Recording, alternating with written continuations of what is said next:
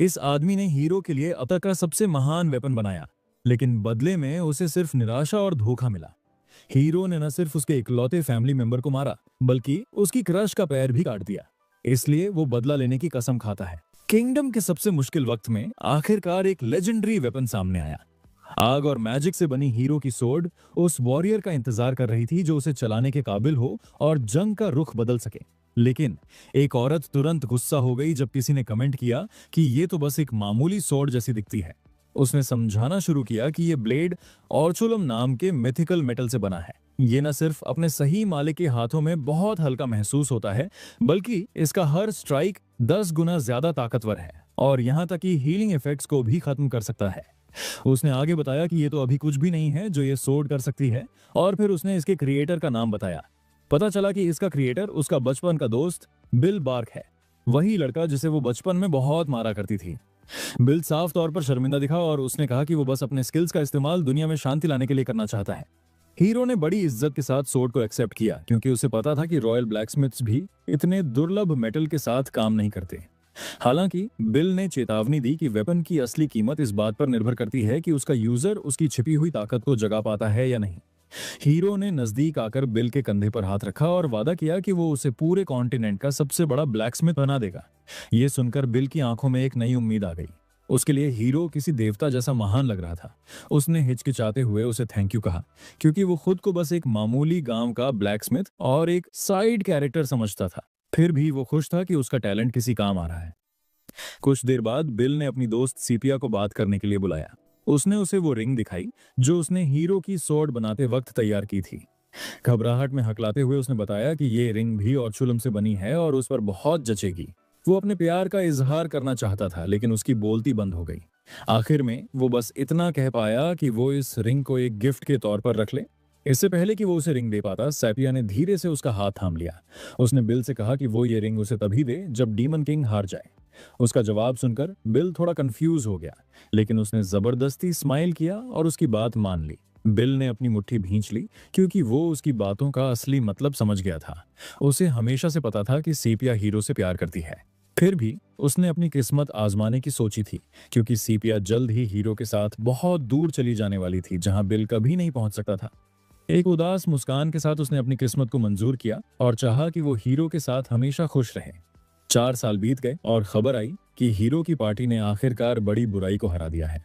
कई सालों बाद बिल अपने फौज में काम कर रहा था, तभी उसके अंकल ने उससे सवाल किया कि दुनिया को बचाने से आखिर मिला क्या। अप्रेंटिस शिकायत करता है कि अब वो और ज्यादा टैक्सेस नहीं भर सकते और जल्द ही उनकी फौज जब्त कर ली जाएगी। चिढ़कर अंकल उस रूकी पर एक बोतल फेंकते हैं और चिल्लाते हैं कि ये सब एम्पायर की गलती है, जो सिर्फ बड़े स्टेट कंट्रोल्ड वर्कशॉप्स का साथ दे रहे हैं। बिल अपने अंकल को बड़बड़ाने से मना करता है और कहता है कि सरकार की जरूर कोई वजह रही होगी।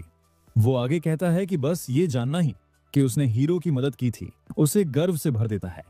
अप्रेंटिस मजाक उड़ाते हुए कहता है कि हीरो को अब एम्पायर का लॉर्ड प्रोटेक्टर बनाकर सम्मानित किया जा रहा है। अंकल को बहुत पछतावा होता है और वो कहते हैं कि अगर बिल ने कभी ये फैमिली बिजनेस न संभाला होता तो उसकी जिंदगी बेहतर होती। बिल इस बात से साफ इनकार कर देता है और कहता है कि ये उसका अपना फैसला था और वो पैसे कमाने का कोई ना कोई रास्ता निकाल लेगा। हीरो के आदेश के तहत कर्फ्यू का समय नजदीक आता है, रात घिर आती है और उस सुनसान जंगल के बीच फौज में सन्नाटा छा जाता है। अगले दिन बिल हाथ में एक छोटा केस लिए शहर में अकेला घूम रहा है। उसे लगता है कि एक रिपेयर सर्विस शुरू करना एक अच्छा प्लान था। तभी उसे सड़क पर जोर जोर से चिल्लाने की आवाज सुनाई देती है। मर्चेंट्स का एक ग्रुप अपने अधिकारों के लिए प्रोटेस्ट कर रहा है। कंफ्यूज्ड होकर बिल एक राहगीर से पूछता है कि क्या हो रहा है। वो आदमी समझाता है कि एम्पायर अब सिर्फ बड़ी गिल्ड्स के साथ व्यापार करेगा, जिससे चारों तरफ बेचैनी फैली है। भीड़ को काबू में रखने के लिए सोल्जर्स ने उन्हें घेर लिया है और बिल उसे समझाने के लिए थैंक यू कहता है। फिर भी बिल को लगता है कि ये प्रदर्शनकारी बेवकूफ हैं और उसे विश्वास है कि इन आंदोलनों से कुछ नहीं बदलेगा। उसे चिंता होती है कि वो अपने परिवार के बारे में सोचे बिना अपनी जान दांव पर लगा रहे हैं। इस सब को बेकार समझकर वो वहां से जाने लगता है, ये सोचकर कि उसका इससे कोई लेना देना नहीं है। तभी कुछ उसका ध्यान खींचता है और वो वापस उस केओस की तरफ देखता है। जैसे ही वो किसी जान पहचान वाले को पहचानता है, उसका चेहरा तुरंत बदल जाता है। उसके अंकल फिल प्रदर्शनकारियों के बीच खड़े होकर व्यापारियों के अधिकारों के लिए चिल्ला रहे हैं। बिल दंग रह जाता है और सोचता है कि उसके अंकल इतनी खतरनाक चीज में क्यों शामिल होंगे। फिल की नजर भी बिल पर पड़ती है और वो भी उसे वहां देखकर हैरान रह जाते हैं। अचानक एक नाइट घोषणा करता है कि लॉर्ड प्रोटेक्टर के आदेश पर एक्शन लिया जाएगा। तुरंत मार्शल लॉ लागू कर दिया जाता है और सोल्जर्स को अपने स्पीयर्स उठाने का हुक्म दिया जाता है। हथियारों का रुख आगे की तरफ होता है और यूनिट हमले के लिए तैयार हो जाती है। कुछ ही पलों बाद हमले का ऑर्डर दिया जाता है और सोल्जर्स टूट पड़ते हैं। बिना किसी हिचकिचाहट के नाइट्स निहत्थी भीड़ पर हमला कर देते हैं। लोग भागने लगते हैं और पैनिक फैल जाता है। बिल डर के मारे जम जाता है। उसके चेहरे के पास से खून के छींटे उड़ते हैं और जब उसे एहसास होता है कि क्या हुआ है, वो दहशत में चिल्ला उठता है। उसका चेहरा खून से सन गया है। ये देखकर अंकल फिल जोर से चिल्लाते हैं कि बिल तुम भागो। आखिरकार बिल होश में आता है और अपने अंकल का हाथ पकड़ लेता है। वो उन्हें खींचते हुए चिल्लाता है कि उसे बाहर निकलने का एक गुप्त रास्ता पता है। वो एक तंग गली में भागते हैं, उस केओस और पीछा कर रहे गार्ड से बचने की कोशिश करते हुए। सोल्जर्स किसी को भी जाने नहीं देना चाहते और पीछा करते हुए चिल्लाकर ऑर्डर्स दे रहे हैं। एक नाइट को आदेश दिया जाता है कि अगर जरूरत पड़े तो पूरी ताकत से हमला करो। बिना किसी दया के एक सोल्जर भागते हुए एक सिविलियन को काट डालता है। बिल भागता रहता है, उसके फेफड़े जल रहे हैं, लेकिन वो उस केस को छोड़ने से इनकार कर देता है जिसे उसने कसकर पकड़ा हुआ है। वह तंग अंधेरी गली में और अंदर भागता रहा, जबकि इंपीरियल गार्ड्स उसके ठीक पीछे थे। भागते हुए उसे अपने पिता की याद आने लगी, जब उन्होंने फौज में उसके शुरुआती दिनों के दौरान उसे काम सिखाया था। अचानक उसके आसपास की दुनिया बदलने लगी। वो गली चमकती हुई नीली रेखाओं में बदल गई, जैसे सब कुछ एक जीता जागता ब्लूप्रिंट बन गया हो। हर स्ट्रक्चर उसे अपना अंदरूनी डिजाइन दिखाने लगा। उसकी आंखें नीली रोशनी से चमक उठीं और बिल को एहसास हुआ कि सिर्फ वही इस दुनिया को इस तरह देख सकता है। ये अजीब शक्ति जो किसी और के पास नहीं थी, शायद उसके बचने का इकलौता मौका थी। पूरा ध्यान लगाकर वो बचने का रास्ता खोजने लगा। तभी पास की एक दीवार लाल रंग में चमकने लगी, जिससे उसे वहां की एक स्ट्रक्चरल वीकनेस का पता चला। बिना किसी हिचकिचाहट के बिल ने अपने केस से एक हैमर निकाला और ठीक उसी जगह पर पूरी सटीकता से वार किया। दीवार के बीच एक रास्ता खुल गया और सब लोग वहां से अंदर भागने लगे, जबकि एक आदमी यकीन न होने की वजह से पीछे मुड़कर देखने लगा। टूटी हुई लकड़ी सुलग रही थी, जैसे अंदर से झुलस गई हो। सोल्जर्स अभी भी चिल्ला रहे थे और सभी गद्दारों को खत्म करने का हुक्म दे रहे थे। बिल ने घबराहट में पीछे देखा। वो जानता था कि खतरा अभी टला नहीं है। नाइट्स ने विद्रोहियों को रुकने या सजा भुगतने की धमकी दी, लेकिन बिल ने उन्हें अनसुना कर दिया और अपने दिमाग में गिनती शुरू की। एक गुस्से से भरा सोल्जर चिल्लाया कि तुम सबको भुगतना होगा। इसी बीच उनके पीछे की दीवार रेत की तरह ढहने लगी। जैसे ही गिनती 2 पर पहुंची, दरारें और चौड़ी हो गईं। जब उसके दिमाग में एक आया तो पूरा स्ट्रक्चर हिलने लगा और 0 पर वो दीवार पूरी तरह गिर गई। वो लकड़ी का ढांचा पीछा कर रहे सोल्जर्स के ऊपर जा गिरा, जिससे वो सब हके बके रह गए। इस धूल और केओस का फायदा उठाकर बिल और बाकी सब वहां से भाग निकले। आखिरकार वो जंगल के अंदर अपनी गुप्त फौज तक पहुंच गए। अंदर पहुंचते ही बिल कांपने लगा और बार बार शहर में हुई घटना के बारे में बड़बड़ाने लगा। वो निराशा में फर्श पर गिर गया, जबकि अंकल फिल उसे माफी मांगने लगे। फिल ने उसे शांत होने के लिए कहा और पूछा कि उसने उन सबकी जान कैसे बचाई। अभी भी डरा हुआ बिल बस यही पूछता रहा कि उस प्रोटेस्ट में आखिर हुआ क्या था। उसके अंकल ने माना कि उन्हें भी नहीं पता, लेकिन वो इस बात पर सहमत थे कि एम्पायर का जवाब बहुत ही ज्यादा खराब था। उन्होंने कहा कि अब बिल समझ गया होगा कि सरकार कैसे कमजोर लोगों को कुचल देती है। फर्श पर हाथ टिकाए हुए बिल ने अपने अंकल से गिड़गिड़ा कर कहा कि वो फिर कभी किसी प्रोटेस्ट में हिस्सा न लें। फिल ने जवाब में पूछा कि अगर हर कोई विरोध करना छोड़ देगा तो देश का क्या होगा। घुटनों के बल बैठे बिल ने जवाब दिया कि देश की किस्मत लॉर्ड प्रोटेक्टर की जिम्मेदारी है, उसके अंकल की नहीं। उसने माना कि वो बहुत डरा हुआ है क्योंकि उसके माता पिता कभी जंग से वापस नहीं आए और वो पहले ही सीपिया को खो चुका है। फिल चुपचाप सुनते रहे जब बिल ने समझाया कि वो दिन रात इसलिए काम करता है ताकि वो अपनी फौज न खो दें। आंसू बहाते हुए बिल ने पूछा कि अगर उसने अपने अंकल को भी खो दिया तो वो क्या करेगा। वो इस दर्द को सहन नहीं कर पाएगा। उसकी बातों से भावुक होकर फिल ने धीरे से उसके सिर पर हाथ रखा और हर चीज के लिए माफी मांगी। फिर उन्होंने बिल को गले लगा लिया और वादा किया कि अब से वो उसे और चिंता नहीं होने देंगे। बाद में फिल ने बाकी लोगों को बता दिया कि वो इस आंदोलन को छोड़ रहे हैं और सब ने उनका फैसला मान लिया। उनकी पसंद से प्रेरित होकर बाकी लोग भी पीछे हट गए, क्योंकि वे अपनी जान का और ज्यादा जोखिम नहीं उठाना चाहते थे। तनाव खत्म होने के बाद साफ आसमान के नीचे आखिरकार शांति छा गई। अगली सुबह तक सभी भगोड़े फौज के अंदर चैन की नींद सो रहे थे। एक बेचैन रात के बाद हमारा प्रोटेगनिस्ट धीरे धीरे जागता है। वह अपनी आंखें खोलता है। पिछले केओस की वजह से वह अभी भी थोड़ा सुस्त महसूस कर रहा है। पास ही उसके अंकल भी जाग जाते हैं और एक बार फिर उस डर के लिए माफी मांगते हैं जो उनकी वजह से पैदा हुआ था। राहत महसूस करते हुए बिल उन्हें भरोसा दिलाता है कि अब उन्हें फौज की चिंता करने की जरूरत नहीं होगी। आखिरकार बिल यह सोचकर वापस लेट जाता है कि सब कुछ सामान्य हो गया है। लेकिन वह शांति तब भंग हो गई जब फौज के दरवाजे जोर से लात मारकर खोले गए। पलक झपकते ही एम्पायर के सोल्जर्स अंदर घुस आए और उनके कमांडर ने सबको गिरफ्तार करने का हुक्म दिया। बिल को पकड़ लिया गया और उस पर देशद्रोह का आरोप लगाया गया, जिसे सुनकर वह दंग रह गया। सबको बांधकर बाहर घसीटा जाने लगा, जबकि बिल यह समझने की कोशिश कर रहा था कि आखिर हो क्या रहा है। उसे यह गलत लग रहा था, क्योंकि अगर हमला होना था तो रात में होना चाहिए था। इसके अलावा वह फोर्ज काफी सुनसान इलाके में थी, तो सोल्जर्स को उनका पता कैसे चला? अचानक एक भगोड़ा चिल्लाया कि यह डील का हिस्सा नहीं था। वह टॉम था, जो अपने मास्टर के बचाव में आगे आया और जोर दिया कि बिल ने कभी प्रोटेस्ट में हिस्सा नहीं लिया। जैसे ही उन्हें ले जाया जाने लगा, बिल को आखिरकार सच्चाई समझ में आ गई। उसने अपने अप्रेंटिस को घूर कर देखा और उसे एहसास हुआ कि जिस इंसान पर उसने सबसे ज्यादा भरोसा किया था, उसी ने उसे धोखा दिया है। टॉम कांप रहा था और अपने मास्टर से आंखें मिलाने की हिम्मत नहीं जुटा पा रहा था। शर्मिंदगी से भरा हुआ और बंधे हाथों के साथ बिल ने धीरे से पूछा कि उसे धोखा क्यों दिया गया। फिर वह अपनी पूरी ताकत से चिल्लाया और जानना चाहा कि टॉम ने उन सबको क्यों बेच दिया। अप्रेंटिस ने समझाया कि सोल्जर्स ने वादा किया था कि वे बिल को किसी भी कीमत पर गिरफ्तार नहीं करेंगे। उन्होंने कहा था कि अंकल फिल की उनके लिए कोई कीमत नहीं है।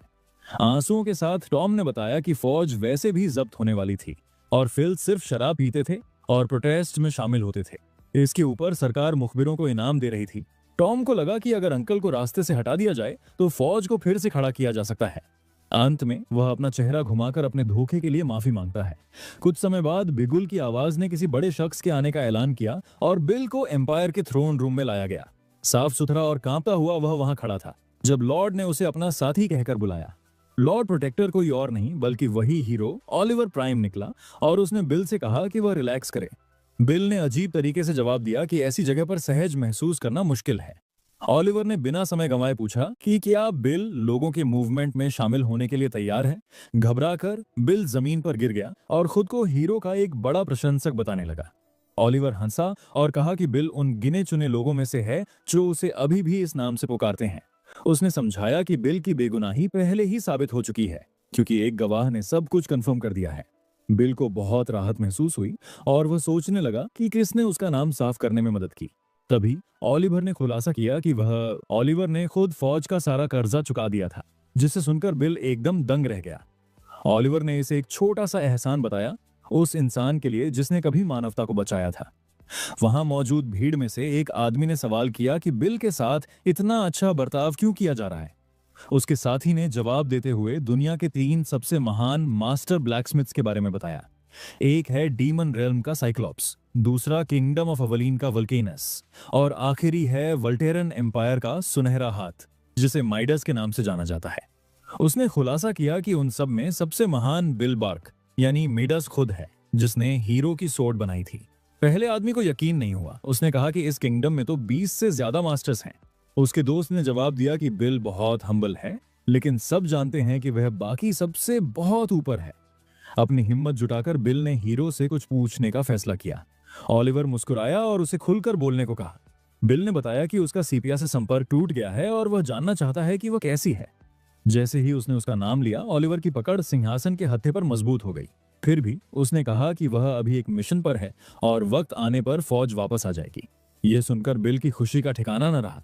बिल ने हिचकिचाते हुए एक आखिरी रिक्वेस्ट की और पूछा कि क्या उसके अंकल उसके साथ घर वापस जा सकते हैं। ओलिवर का चेहरा गंभीर हो गया और उसने पूछा कि अगर बहुत देर हो चुकी हो तो बिल क्या करेगा। बिल को गहरा सदमा लगा, उसे कुछ समझ नहीं आ रहा था। अचानक ओलिवर जोर जोर से हंसने लगा और कहा कि यह तो बस एक बुरा मजाक था। बिल अभी भी उलझन में था, जबकि पूरा दरबार उस हंसी में शामिल हो गया।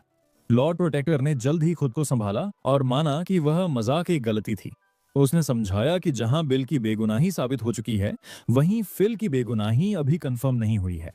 ओलिवर ने माफी मांगी और वादा किया कि वह देखेगा कि क्या किया जा सकता है। बिल अभी भी हीरो को अपनी उम्मीद की किरण मान रहा था। उस दिन के बाद से बिल फौज में अपने काम में जुट गया और उनके वापस आने का इंतजार करने लगा। उसे थोड़ा दुख हुआ जब टॉम बिना बताए चला गया, पीछे सिर्फ एक लेटर और कुछ पैसे छोड़ गया। फिर भी बिल अपने काम में लगा रहा, अपने अंकल और सीपिया की खातिर। दिन तेजी से गुजरने लगे और वह सीपिया के लिए, गियर और फिल के लिए वाइन तैयार करने लगा। वक्त का पता ही नहीं चला और वह बस इंतजार करता रहा। एक दिन फौज के दरवाजे पर दस्तक हुई। आने वालों ने खुद को इंपीरियल हाउस के सदस्य बताया, जिससे बिल हैरान रह गया। बिना देर किए वह एक्साइटमेंट में दरवाजे की तरफ भागा। उसे लगा कि जिसका इंतजार था वह घड़ी आ गई है और वह सीपिया और अंकल फिल से मिल पाएगा। उसने सोचा कि वह उनसे उनके गियर के बारे में पूछेगा और अंकल के साथ वाइन पिएगा। बड़ी मुस्कान के साथ बिल ने दरवाजा खोला, लेकिन सामने का नजारा देखकर उसके होश उड़ गए। सामने एक बंजर मैदान में 2 कॉफिन्स रखे थे। पास ही सीपिया का एक डरावना और बिगड़ा हुआ रूप खड़ा था, जो उनमें से एक के ऊपर लार टपका रही थी, जबकि दूसरा कॉफिन अंकल फिल का था। उस पल बिल की जिंदगी का सबसे बुरा दिन हमेशा के लिए उसकी किस्मत बन गया। उसकी दुनिया पूरी तरह तबाह हो गई। उसने सीपिया को देखा और पूछा कि उसके पैर को क्या हुआ है। उसका शरीर इसी साये की तरह लग रहा था जो बहुत ज्यादा दर्द में था। दर्द और तकलीफ इतनी ज्यादा थी कि अचानक वो कॉफिन के पास गिर गई। उसे अपने आसपास का कोई होश नहीं था। बिल को लगा जैसे वो कोई बुरा सपना देख रहा है। जब उसने सीपिया को उस हालत में देखा, वो धीरे धीरे उस लकड़ी के ढांचे की तरफ बढ़ते, उसे अपनी आंखों पर यकीन नहीं हो रहा था। आंसुओं के साथ उसने पूछा कि उसके अंकल वहां इस तरह क्यों लेटे हैं। आखिर उसने उनके साथ जश्न मनाने के लिए कितनी महंगी ड्रिंक खरीदी थी। अचानक हमारा प्रोटैगनिस्ट पागलों की तरह हंसने लगा और वो हंसी देखते ही देखते एक भयानक चीख में बदल गई। पूरा कमरा उसके दर्द और गुस्से से गूंज उठा। वो लगातार चिल्लाता रहा कि उसके साथ ही ऐसा क्यों हो रहा है। पागलपन में डूबा हुआ बिल उस कॉफिन को हिलाने लगा और वो बार बार विनती करने लगा कि उसके अंकल जाग जाएं। उसे इतना दर्द हो रहा था जैसे कोई उसके जिस्म को चीर रहा हो। उसी पल उसे ओलिवर का वो झूठ याद आया जो उसने सीपिया के मिशन के बारे में बोला था। उस झूठे वादे ने बिल के बढ़ते गुस्से को एक नई दिशा दे दी। उसे वो खोखला भरोसा भी याद आया कि हीरो उसके अंकल को वापस लाने में मदद करेगा। अब उसकी पूरी नफरत को एक साफ ठिकाना मिल गया था। अपने घुटनों के बल गिरकर उसने नफरत और दुख की एक आखिरी चीख मारी। उसकी आंखों में एक अजीब सी ताकत चमकने लगी, क्योंकि अब उसकी तकलीफ को बाहर निकलने का रास्ता मिल गया था। सीन अब पास्ट में जाता है जब ओलिवर हमारे प्रोटैगनिस्ट को विदा कर रहा था। उसने बिल को एक सुनहरा एम्बलम दिया ताकि यह सबूत रहे कि वो उसका मेहमान था। ओलिवर ने समझाया कि इस एम्बलम की मदद से वो महल आ सकता है या इसे बाजार में बेच भी सकता है। उसने मजाक में कहा कि ये असली सोने का है और इसकी बहुत कीमत है। बिल ने उसे एहसान मानते हुए रख लिया और वादा किया कि एक दिन वो इसे वापस चुकाएगा। वापस प्रेजेंट में बिल वही एम्बलम दिखाकर महल में दाखिल होता है और गार्ड उसे तुरंत पहचान लेता है, लेकिन उसके चेहरे के हाव भाव एकदम ठंडे थे। बिल समझाता है कि वो लॉर्ड प्रोटेक्टर की सोर्ड की मेंटेनेंस करने आया है। गार्ड उसे इंतजार करने को कहता है ताकि वो अपने ऊपर के अधिकारियों को खबर कर सके। इंतजार करते हुए बिल ने अपने केस को कसकर पकड़ा हुआ था और उसका तनाव साफ दिख रहा था। वो कल्पना करने लगा कि अगर उसने सीधे हीरो पर हमला किया तो क्या होगा। अपने ख्यालों में बिल ने ओलिवर पर एक जोरदार हमला तो किया, लेकिन वो जानता था कि दुनिया के सबसे ताकतवर इंसान को हराने के मौके लगभग ना के बराबर हैं। सच तो ये था कि उसकी कामयाबी का चांस पूरा 0% था। वो ख्यालों की लड़ाई में आसानी से हार गया। आखिर वो एक ब्लैकस्मिथ था, कोई योद्धा नहीं। और तो और हीरो के पास दुनिया की सबसे ताकतवर सोर्ड थी जिसे खुद बिल ने बनाया था, इसलिए जीतना नामुमकिन था। यही वजह थी कि बिल ने अपने इंतकाम के लिए एक सीधा सा रास्ता चुना। ये कुछ ऐसा था जो सिर्फ एक ब्लैकस्मिथ ही कर सकता था और जिस पर कोई शक भी नहीं करता। उसका प्लान था अपनी रिपेयर करने की स्किल्स का फायदा उठाना। आखिर एक ब्लैकस्मिथ का हथियार ठीक करना बिल्कुल नॉर्मल बात थी। इसी वजह से ओलिवर अपनी चौकसी बिल्कुल कम कर देता है और उसे कोई खतरा महसूस नहीं होता। नतीजा ये होता है कि दुनिया का सबसे ताकतवर वेपन हमारे प्रतियोगिता के हाथों में आ जाता है। निहत्था होने के बाद बिल को लगता है कि उसका प्लान एकदम पक्का है। वह पूछता है कि क्या उसे हथौड़े का इस्तेमाल करना चाहिए या हीरो की अपनी तलवार का, लेकिन ओलिवर जवाब देता है कि वह कभी हीरो बनना ही नहीं चाहता था। उलझन में पड़ा हमारा प्रोटैगनिस्ट मजाक उड़ाते हुए पूछता है कि क्या ओलिवर अब अपनी जिंदगी का रोना रोने वाला है। तब ओलिवर समझाता है कि वह निराश हो गया था, क्योंकि कोई एक इंसान हर किसी को नहीं बचा सकता। बिल मेज पर अपना हाथ मारता है और बहस करता है कि ओलिवर दुनिया में शांति लाया था और उसे इस तरह बात करने का कोई हक नहीं है। अंत में हीरो इस बात से सहमत होता है कि उसने दुनिया को तबाही से बचाया था। हालांकि वह सवाल करता है कि क्या होता अगर डीमन किंग की सेना ने कभी हमला ही न किया होता। ओलिवर समझाता है कि अगर इतने बड़े खतरे से दुनिया को बचाने की जरूरत कभी पड़ी ही न होती तो जवाब शुरू से ही बहुत सीधा था। उन्हें बस इतना ताकतवर बनना था कि कोई भी उनके खिलाफ खड़े होने की हिम्मत न करे। अगर देश काफी शक्तिशाली होता तो युद्ध कभी होता ही नहीं। डीमन किंग को हराने के बाद वह इसी नतीजे पर पहुंचा था। बिल खामोश रहता है और हीरो अपना असली मकसद बताना शुरू करता है। उसका जवाब साफ था। उसका मानना था कि अकेले उसे ही हमेशा के लिए देश पर राज करना चाहिए। इसे पूरा करने के लिए उसने भ्रष्ट अमीरों को खत्म कर दिया और साम्राज्य को मजबूत करने के लिए नए और काबिल टैलेंट की तलाश की। ऑलिवर अपने हाथ उठाता है और ऐलान करता है कि वह तब तक नहीं रुकेगा जब तक ऐसा कोई ना बचे जो उनके सामने खड़ा हो सके। फिर वह बिल से पूछता है कि क्या वह समझ गया कि उसे यहाँ क्यों लाया गया था। हमारा प्रोटैगनिस्ट ठीक से जवाब देने की परवाह नहीं करता और इसके बजाय अपनी पूरी ताकत के साथ हीरो पर हमला कर देता है। वह चिल्लाता है कि अगर ओलिवर की बातें खत्म हो गई हों तो अब उसके मरने का वक्त आ गया है। अचानक हुए इस हमले से हैरान होने के बावजूद हीरो को कोई चिंता नहीं होती। वह शांति से बिल की तरफ उंगली उठाता है और कहता है कि यह बड़े शर्म की बात है। अगले ही पल ओलिवर एक मैजिक एरो छोड़ता है जो बिल के कंधे के पार हो जाता है। पूरे शरीर में भयानक दर्द भर जाता है और वह झटके से पीछे जा गिरता है। जब वह जमीन पर गिरता है तो हीरो की तलवार उसके हाथ से छूटकर फर्श पर गिर जाती है और वह दर्द से तड़प उठता है। चीख सुनकर गार्ड्स कमरे में भागते हुए आते हैं और बिल को जमीन पर पड़ा पाते हैं। वे तुरंत पूछते हैं कि क्या लॉर्ड प्रोटेक्टर सुरक्षित हैं, लेकिन वह बात को टाल देता है और कहता है कि यह कोई गंभीर बात नहीं थी। बिना किसी देरी के बिल को ओलिवर प्राइम पर हमला करने की कोशिश के जुर्म में गिरफ्तार कर लिया जाता है। इसके बाद हमारा प्रोटैगनिस्ट पूछता है कि ओलिवर को उसके बदले के प्लान के बारे में कब से पता था। हीरो जवाब देता है कि इस वक्त यह पूछना गलत सवाल है। आखिर अकेले डीमन किंग को हराने के बाद यह बात तो जाहिर थी कि वह किसी की नफरत और बुरे इरादे को महसूस कर सकता है। उत्सुक होकर बिल पूछता है कि ओलिवर ने उसे पहले ही खत्म क्यों नहीं कर दिया। ओलिवर जवाब देता है कि ऐसा इसलिए था क्योंकि बिल बहुत काबिल और टैलेंटेड था। फिर वह खुलासा करता है कि वह चाहता था कि बिल उसके सबसे करीबी साथियों में से एक बने। हीरो अपना हाथ आगे बढ़ाता है और कहता है कि वह ऑफर अब भी खुला है। गार्ड से घिरा हुआ बिल पूछता है कि क्या ओलिवर सच में गंभीर है और कहता है कि वह अपना फैसला एक आखिरी सवाल पूछने के बाद ही करेगा। ओलिवर को यह मजाक लगता है पर वह ईमानदारी से जवाब देने के लिए मान जाता है। एक सख्त लहजे में बिल पूछता है कि सेपिया के साथ क्या हुआ। वह जानना चाहता है कि वह इतनी भयानक और लाचार हालत में कैसे पहुंच गई। ओलिवर समझाता है कि वह एक बहुत ही शानदार योद्धा थी जिसने अकेले 2 लाख राक्षसों को हराया था। हालांकि डीमन किंग के खिलाफ आखिरी लड़ाई के दौरान उसने अपना एक पैर खो दिया। इसके बावजूद उसने हिम्मत नहीं हारी और उन दोनों ने मिलकर उस महान बुराई को खत्म कर दिया। एक लंबी और खतरनाक जंग के बाद दुनिया में आखिरकार शांति लौट आई, लेकिन वह शांति ज्यादा वक्त तक नहीं टिकी। इंसान जल्द ही आपस में लड़ने लगे। जैसे जैसे साम्राज्य की ताकत कम होने लगी, हीरोज को फिर से जंग के मैदान में भेज दिया गया। सिर्फ सीपिया ही पीछे रह गई थी, जो अब एक व्हीलचेयर तक सीमित थी। जब उसके दोस्त लड़ रहे थे, वह खुद को अकेला और बेकार महसूस करने लगी। इसी अकेलेपन और दुख में वह इतनी शराब पीने लगी कि एक दिन वह फर्श पर गिर पड़ी। फिर से काम आने की चाहत में उसने एक प्रतिबंधित रास्ता चुना। डार्क मैजिक का इस्तेमाल करके वह फिर से युद्ध के मैदान में लौट सकी। ओलिवर कहता है कि बिल ने उस शक्ति के साइड इफेक्ट्स को पहले ही अपनी आंखों से देख लिया है। फिर हीरो पूछता है कि क्या बिल ने उसके प्रस्ताव पर कोई फैसला लिया है। बिल उस ऑफर को अनसुना कर देता है और कहता है कि उसके सवाल का जवाब अब भी नहीं मिला है। वह जानना चाहता है कि ओलिवर सीपिया का साथ देने के लिए उसके पास क्यों नहीं रहा। वह उसकी साथी थी, फिर भी उसने उसे इतनी बुरी हालत में गिरने दिया। बिल चिल्लाकर कहता है कि उसने ओलिवर के साथ कंधे से कंधा मिलाकर दुनिया बचाने के लिए अपना पैर गंवाया था। वह आगे कहता है कि लॉर्ड प्रोटेक्टर होने के नाते ओलिवर के पास उसे बचाने की ताकत और रसूख दोनों थे। बिल के दिमाग में सीपिया की खुशी खुशी भागते हुए तस्वीर आती है। वह कहता है कि उसे ओलिवर की सबसे ज्यादा जरूरत थी। जवाब में ओलिवर बिल पर इल्जाम लगाने लगता है कि वह अपनी गलती उस पर डाल रहा है। वह चिल्लाता है कि अगर बिल को सच में इतनी फिक्र थी तो उसे खुद जाकर उसकी मदद करनी चाहिए थी। जब ओलिवर दुनिया बचा रहा था तब बिल अपनी फौज में आराम से काम कर रहा था। उसकी तरफ उंगली उठाकर ओलिवर पूछता है कि उसकी हिम्मत कैसे हुई उसे लेक्चर देने की।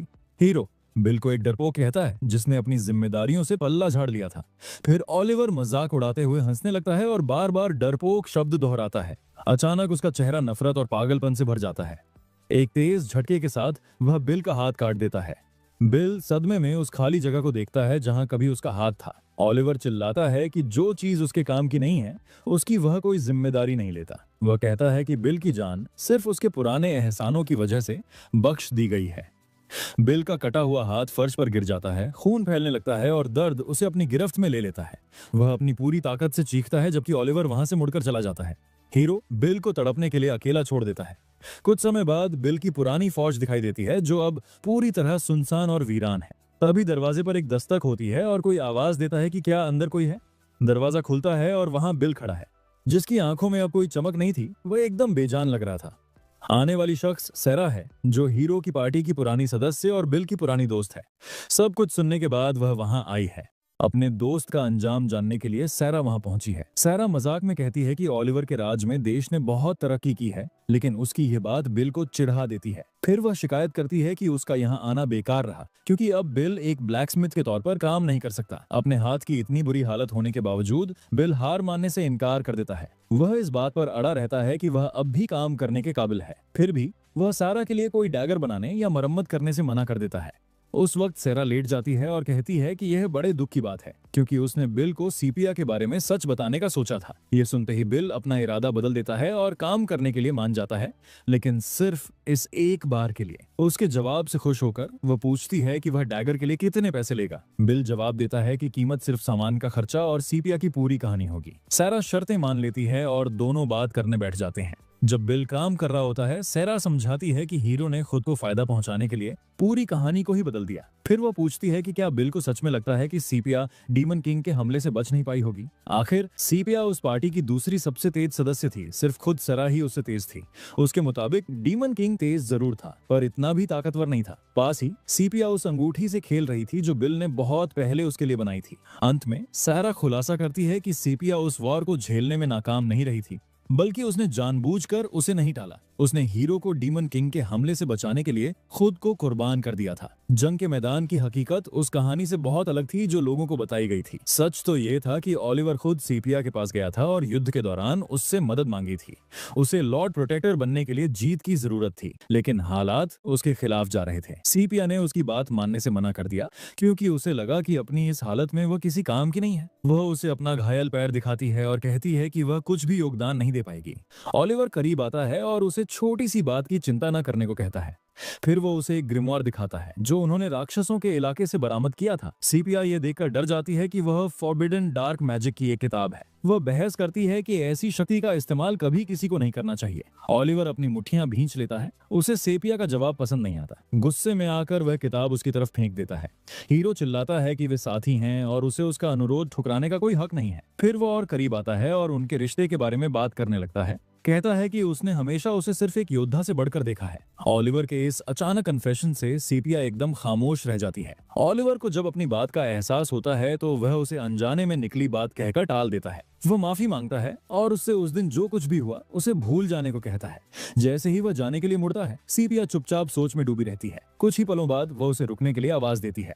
अपनी आंखों में पक्के इरादे के साथ सीपिया ओलिवर की तरफ देखती है और अपना फैसला ले लेती है। ये देखकर हीरो के चेहरे पर एक जालिम मुस्कान आ जाती है। वह जान गया था कि उसका प्लान कामयाब हो गया है। सैरा पास ही कहीं छिपकर यह सब चुपचाप देख रही थी। सैरा ये सब छिपकर देख रही थी और उसने सुना कि कैसे सीपिया ने उस प्रपोजल के लिए हाँ कह दी। तभी अचानक सीपिया किसी बात से चौंक जाती है और उसके हाथ से एक चीज फर्श पर गिर जाती है। ये वही ओरिकालम रिंग थी जिसे बिल ने बड़े प्यार से उसके लिए बनाया था। वो अंगूठी लुढ़कते हुए बिल के पैरों के पास आकर रुकती है। उस पल में बिल को सारा सच समझ आ जाता है। वो सीपिया के पास जाता है और उससे उसका हाथ मांगता है। उलझन में होने के बावजूद सीपिया अपना हाथ आगे बढ़ाती है और बिल धीरे से वो अंगूठी उसकी उंगली में डाल देता है। वो कहता है कि अब ये अंगूठी फिर से नहीं खोएगी, लेकिन तभी वो अंगूठी तुरंत सीपिया की उंगली से फिसलकर नीचे गिर जाती है। बिल को ये देखकर बहुत अजीब लगता है, क्योंकि वो अंगूठी अब उसे फिट ही नहीं बैठ रही थी। उसे अच्छे से याद था कि उसने ये अंगूठी सीपिया के हाथ के हिसाब से एकदम सही नाप की बनाई थी, पर अब ये आसानी से उंगली से बाहर निकल रही थी। अचानक बिल के हाथ से अंगूठी छूट जाती है और उसे बहुत घबराहट होने लगती है। वो जमीन पर गिर पड़ता है और खुद से पूछता है कि आखिर उसके साथ ये सब क्यों हो रहा है। उसकी आंखों से आंसू निकलकर नीचे मिट्टी में मिल रहे थे। वो अपनी मुट्ठियां भींचता है और गुस्से और दर्द से चीखने लगता है। उसकी पूरी तकलीफ एक भयानक चीख बनकर बाहर निकलती है। वो अपना हाथ जमीन पर मारता है और अपना सारा अंदर भरा हुआ गुबार निकाल देता है। वहां लेटे लेटे वो सोचने लगता है कि आखिर उसकी जिंदगी कब बिखरना शुरू हुई। क्या तब जब उसने अपनी दुकान में एक चेले को रखा, या तब जब उसने सेपिया को बिना रोके जंग पर जाने दिया। अंत में उसे लगता है कि सबसे बड़ी गलती उस तलवार को हीरो के हाथों में सौंपना था। बिल को यकीन हो जाता है कि उसने जो कुछ भी किया उससे सिर्फ ये साबित हुआ कि वो कितना कमजोर था। वो खुद को एकदम लाचार महसूस करता है और उसमें उठने की भी ताकत नहीं बचती। तभी अचानक उसे एक औरत का सपना दिखता है जो उसे देखकर धीरे से मुस्कुरा रही है। वो सेपिया है जो उसके पास आती है और बड़े प्यार से उसके चेहरे को छूती है। बिल की आंखों से आंसू बहते रहते हैं और वो सोचता है कि क्या वो उसे दिलासा देने आई है। उसे बहुत पछतावा होता है कि जब उसे उसकी सबसे ज्यादा जरूरत थी तब उसने कुछ नहीं किया। अपनी किस्मत बदलने का फैसला करते हुए बिल अपने बचे हुए एक हाथ से हथौड़ा पकड़ता है और सीपिया से वादा करता है कि वो अपनी हर गलती को सुधारेगा। एक जोरदार चोट के साथ वो एक नया वेपन बनाना शुरू करता है और अपनी पूरी ताकत उस काम में झोंक देता है। काम करते वक्त उसके शरीर में एक अजीब सी ऊर्जा दौड़ने लगती है और वो बिना रुके अपनी फौज में काम करता रहता है। वो कसम खाता है कि चाहे जो हो जाए वो सब कुछ ठीक कर देगा। इसके बाद सारा वहां से विदा लेती है और कहती है कि वो 2 सप्ताह बाद अपना डैगर लेने आएगी। जाने से पहले वो मानती है कि ओलिवर को न रोक पाने का दुख उसे भी है। बिल चुप रहता है और सारा कहती है कि अगर उसे कभी भी मदद की जरूरत हो तो वो उसे बुला सकता है। वो वादा करती है कि वो कम से कम एक बार उसकी मदद जरूर करेगी। सारा के जाने के कुछ समय बाद फौज से रोशनी का एक बहुत बड़ा धमाका होता है। हमारा प्रोटैगनिस्ट अब पूरी तरह बदल चुका है। उसके पास अब एक मेटल आर्म है। वो कसम खाता है कि उसका इंतकाम अब पूरा और अटल होगा। सीन अब स्टूडेंट्स के एक समूह की तरफ जाता है। छात्रों का एक समूह जंगल के बीच से तेजी से दौड़ रहा है। उनका लीडर हांस से कहता है कि वो सबको आज के मिशन के बारे में जानकारी दे। हांस समझाता है कि पास के गांव में धमाकों की खबरें मिली हैं। लीडर उसकी बात से सहमत होता है और हांस आगे की स्थिति बताता है। वो इस बात पर जोर देता है कि उनकी प्राथमिकता जांच करना है, ना कि लड़ाई। पूरा समूह तैयार हो जाता है और इलाके की तलाश के लिए अलग अलग दिशाओं में बढ़ जाता है। जल्द ही वे उस जगह पहुंच जाते हैं जहां धमाके हुए थे और सबूतों के लिए आसपास की जांच शुरू करते हैं। एक छात्र कहता है कि हवा में गन पाउडर का कोई नामो निशान नहीं है। दूसरा छात्र गौर करता है कि बिखरा हुआ सावदस्ता ताजा है, जिसका मतलब है कि अपराधी ज्यादा दूर नहीं हो सकता। तभी एक लड़की टेलीपोर्टेशन मैजिक के इस्तेमाल की बात उठाती है। हांस जवाब देता है कि यह जगह गांव के बहुत करीब है, इसलिए भागने वाले जादू का सुरक्षित इस्तेमाल करना मुमकिन नहीं है। लीडर सबकी तेज नजर की तारीफ करता है और कहता है कि वे सही दिशा में जा रहे हैं। तभी अचानक कुछ उनका ध्यान खींचता है और पूरा समूह सावधानी से जांच के लिए आगे बढ़ता है। वे खुद को पेड़ों के पीछे छिपा लेते हैं और चुपचाप देखते हैं कि क्या हो रहा है। वे देखते हैं कि हमारा प्रोटैगनिस्ट वहां तलवारबाजी का अभ्यास कर रहा है। ऐसा लगता है कि उसे एक हाथ से तलवार चलाने में बहुत मुश्किल हो रही है। बिल लगातार ट्रेनिंग कर रहा है, हालांकि उसकी चालें बहुत ही अजीब और कमजोर हैं। हंस मजाक उड़ाते हुए शिकायत करता है कि उनका टारगेट सिर्फ एक नौसिखिया तलवारबाज है। वो निराश दिखता है और कहता है कि उसे किसी ताकतवर मेज के मिलने की उम्मीद थी। हांस कहता है कि बिल की लड़ने की काबिलियत किसी सड़क छाप गुंडे से बेहतर नहीं है। लड़की भी सहमत होती है और कहती है कि उसे पकड़ने के लिए उन तीनों की भी जरूरत नहीं है। एक और छात्र सिर हिलाकर हामी भरता है और अचानक हमला करने की तैयारी करता है। हांस पूछता है कि क्या उनका मिशन अब सिर्फ जांच से बदलकर अपराधी को पकड़ना हो गया है। लीडर समझाता है कि बिना ठोस सबूत के वो बिल को आधिकारिक तौर पर अपराधी नहीं कह सकता। हालांकि तभी वो एक वांटेड पोस्टर निकालता है जिस पर हमारे प्रोटैगनिस्ट का चेहरा था। उसे जोर से पढ़ते हुए वो बताता है कि बिल एक ब्लैकस्मिथ है और उसके नाम के साथ कई अजीब बातें जुड़ी हुई हैं। लीडर यह देखकर दंग रह जाता है कि बिल पर लॉर्ड प्रोटेक्टर पर हमला करने की कोशिश का आरोप है। वो तुरंत ग्रुप ए को पकड़ने का ऑपरेशन शुरू करने का आदेश देता है। वो जोर देता है कि उसे जिंदा पकड़ना बेहतर है, लेकिन सब इसके पीछे का असली इशारा समझ जाते हैं। एक छात्र कहता है कि अगर पकड़ने में नाकाम रहे तो टारगेट को खत्म करने की इजाजत है। हांस अब फिर से सोचने लगता है। उसे एहसास होता है कि जिस पर लॉर्ड प्रोटेक्टर पर हमले का आरोप है वो बहुत खतरनाक हो सकता है। लड़की खुद को तैयार करती है और कहती है कि उन्हें शुरू से ही अपनी पूरी ताकत लगा देनी चाहिए। फैसला होते ही तीनों छात्र पूरी ताकत के साथ प्रोटैगनिस्ट की तरफ झपटते हैं। वे मिलकर बिल को घेर लेते हैं और उसे आसानी से जमीन पर पटक देते हैं। बिल एकदम सुन्न रह जाता है। उसे समझ नहीं आता कि अभी क्या हुआ। बिल को इतनी आसानी से हारते देख हांस परेशान हो जाता है और उसे शक होने लगता है कि क्या ये वाकई वही अपराधी है जिसे वे ढूंढ रहे हैं। हांस को थोड़ी देर के लिए लगता है कि शायद बिल इस केस से जुड़ा सिर्फ एक इन्फॉर्मेंट है। हांस सोच में पड़ जाता है कि अब आगे क्या किया जाए। वो आगे बढ़ता है और बिल की तलवार उसके पास जमीन पर फेंक देता है। फिर वो बिल से कहता है कि अपनी तलवार उठाओ और एक असली तलवारबाज की तरह मौत का सामना करो। एक घमंडी मुस्कान के साथ हांस दावा करता है कि ये अगले हीरो की तरफ से उसके लिए एक रहम है। बिल उसे गुस्से से घूरता है। लड़के का ये घमंड बिल को चिढ़ा देता है। वो अपनी तलवार उठाता है और हांस से कहता है कि उसने स्थिति को समझने में पूरी तरह गलती की है। चूंकि उन्होंने बिना किसी चेतावनी के उस पर हमला किया था, इसलिए बिल फैसला करता है कि अब बात करने का कोई मतलब नहीं है। हांस उसे ध्यान से देखने को कहता है और ऐलान करता है कि वो अब उसे सही सोर्ड टेक्निक दिखाने वाला है। वो समझाना शुरू करता है कि हमला करने से पहले अपने और दुश्मन के बीच की दूरी का अंदाजा कैसे लगाया जाता है। तेज पैरों की फुर्ती के साथ हांस अपनी अगली चाल के लिए तैयार होता है और फिर एक ही झटके में जबरदस्त स्पीड के साथ आगे बढ़ता है। बिल हैरान रह जाता है। वो तलवार की चमक देख भी नहीं पाता कि वो उसकी गर्दन के खतरनाक रूप से करीब आ जाती है। हंस अपनी बात जारी रखता है कि एक वार बिना रुके होना चाहिए। वो तुरंत एक और ताकतवर वार के साथ अपनी बात साबित करता है। और करीब आकर वो अपनी चाल पूरी करता है और प्रोटैगनिस्ट को एक जोरदार लात मारता है। आखिरकार बिल को वो वार महसूस होता है और दर्द से उसकी चीख निकल जाती है। उस वार की ताकत बिल को मैदान के दूसरी तरफ फेंक देती है। वहां पड़े हुए वो हांस को अपना मजाक उड़ाते हुए सुनता है, जो उसे शर्मनाक कह रहा था। एक ठंडे चेहरे के साथ हांस पूछता है कि बिल उसका समय बर्बाद करने का हर्जाना कैसे भरेगा। उसी समय ग्रुप का लीडर महसूस करता है कि कुछ तो गड़बड़ है। उनका काम गांव के पास हुए धमाकों की जांच करना था और वहां टूटे हुए पेड़ और बिखरी हुई चट्टानें साफ साबित कर रही थीं कि वहां बहुत शक्तिशाली धमाके हुए थे। इस वजह से उन्होंने माना था कि अपराधी कोई मेज या विस्फोटक इस्तेमाल करने वाला होना चाहिए। इसके बजाय उन्हें वहां सिर्फ एक नौसिखिया तलवारबाज मिला, जिसके पास ना तो माना का कोई निशान था और ना ही बारूद की गंध। प्रोटैगनिस्ट हंस से रुकने की मिन्नत करता है। हंस पूछता है कि उसे आखिर क्या रोकना चाहिए और अपना हमला जारी रखता है। तभी लीडर को एहसास होता है कि अगर इसमें कोई और शामिल नहीं है तो बिल का असली वेपन कुछ और ही होना चाहिए। लाचारी में बिल अपना हाथ आगे बढ़ाता है और उन्हें सब खत्म करने को कहता है। उसका वेपन कोई तलवार नहीं थी, बल्कि एक कैनन जैसा कुछ था। बिना किसी चेतावनी के लाल ऊर्जा का एक जबरदस्त धमाका होता है और एक स्टूडेंट से जा टकराता है। एक सपना जैसा दिखता है जिसमें जंजीरों से बंधा एक हाथ उस भारी ताकत के नीचे टूटकर अलग हो रहा है। हांस चिल्लाता है और अपना कान पकड़ लेता है। वो बिल पर अपना वेपन छिपाने के लिए डरपोक होने का इल्जाम लगाता है। बिल पलटकर जवाब देता है और पूछता है कि वो कैसा तलवारबाज है जो अपनी ही तलवार को इतनी आसानी से फेंक देता है। वो मजाक उड़ाते हुए कहता है कि क्या हांस अब तलवारबाज कहलाने के लायक भी बचा है। उन शब्दों ने हांस के अंदर गुस्से में पागल होकर हांस कसम खाता है कि वो बिल के मुंह के साथ साथ उसका पूरा वजूद मिटा देगा। पूरी तरह से घिर चुका बिल अपनी आंखें बंद कर लेता है और आखिरी वार के लिए खुद को तैयार कर लेता है। लेकिन इससे पहले कि हमला उस तक पहुंचता, हवा में तलवारों के टकराने की आवाज आती है। ग्रुप लीडर ने आखिरी पल में बीच में आकर हांस के हमले को रोक दिया था। हांस अपने इंस्ट्रक्टर पर चिल्लाता है। वो इस अचानक दखल से हैरान था। लीडर हालांकि बिल की चाल की तारीफ करता है और कहता है कि यह उन पर बहुत भारी पड़ी थी। उस हमले में इतनी ताकत थी कि वो एक ही वार में दुश्मन को ढेर कर सकता था। लेकिन सबसे जरूरी मौके पर इस नौजवान चेले ने हिचकिचाहट दिखा दी।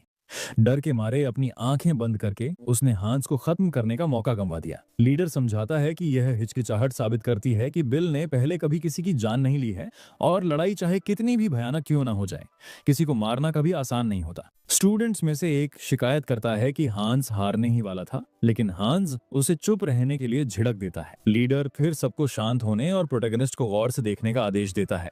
वो सवाल करता है कि क्या बिल वाकई उनके लिए एक ट्रेनिंग पार्टनर के रूप में सही है। हांस विरोध करता है और कहता है कि उन्हें ट्रेनिंग का यह मौका नहीं छोड़ना चाहिए। लेकिन लीडर कहता है कि शुरू से ही बिल ने उनके प्रति कोई नफरत नहीं दिखाई थी और बिना असली नफरत के एक गंभीर लड़ाई नामुमकिन है।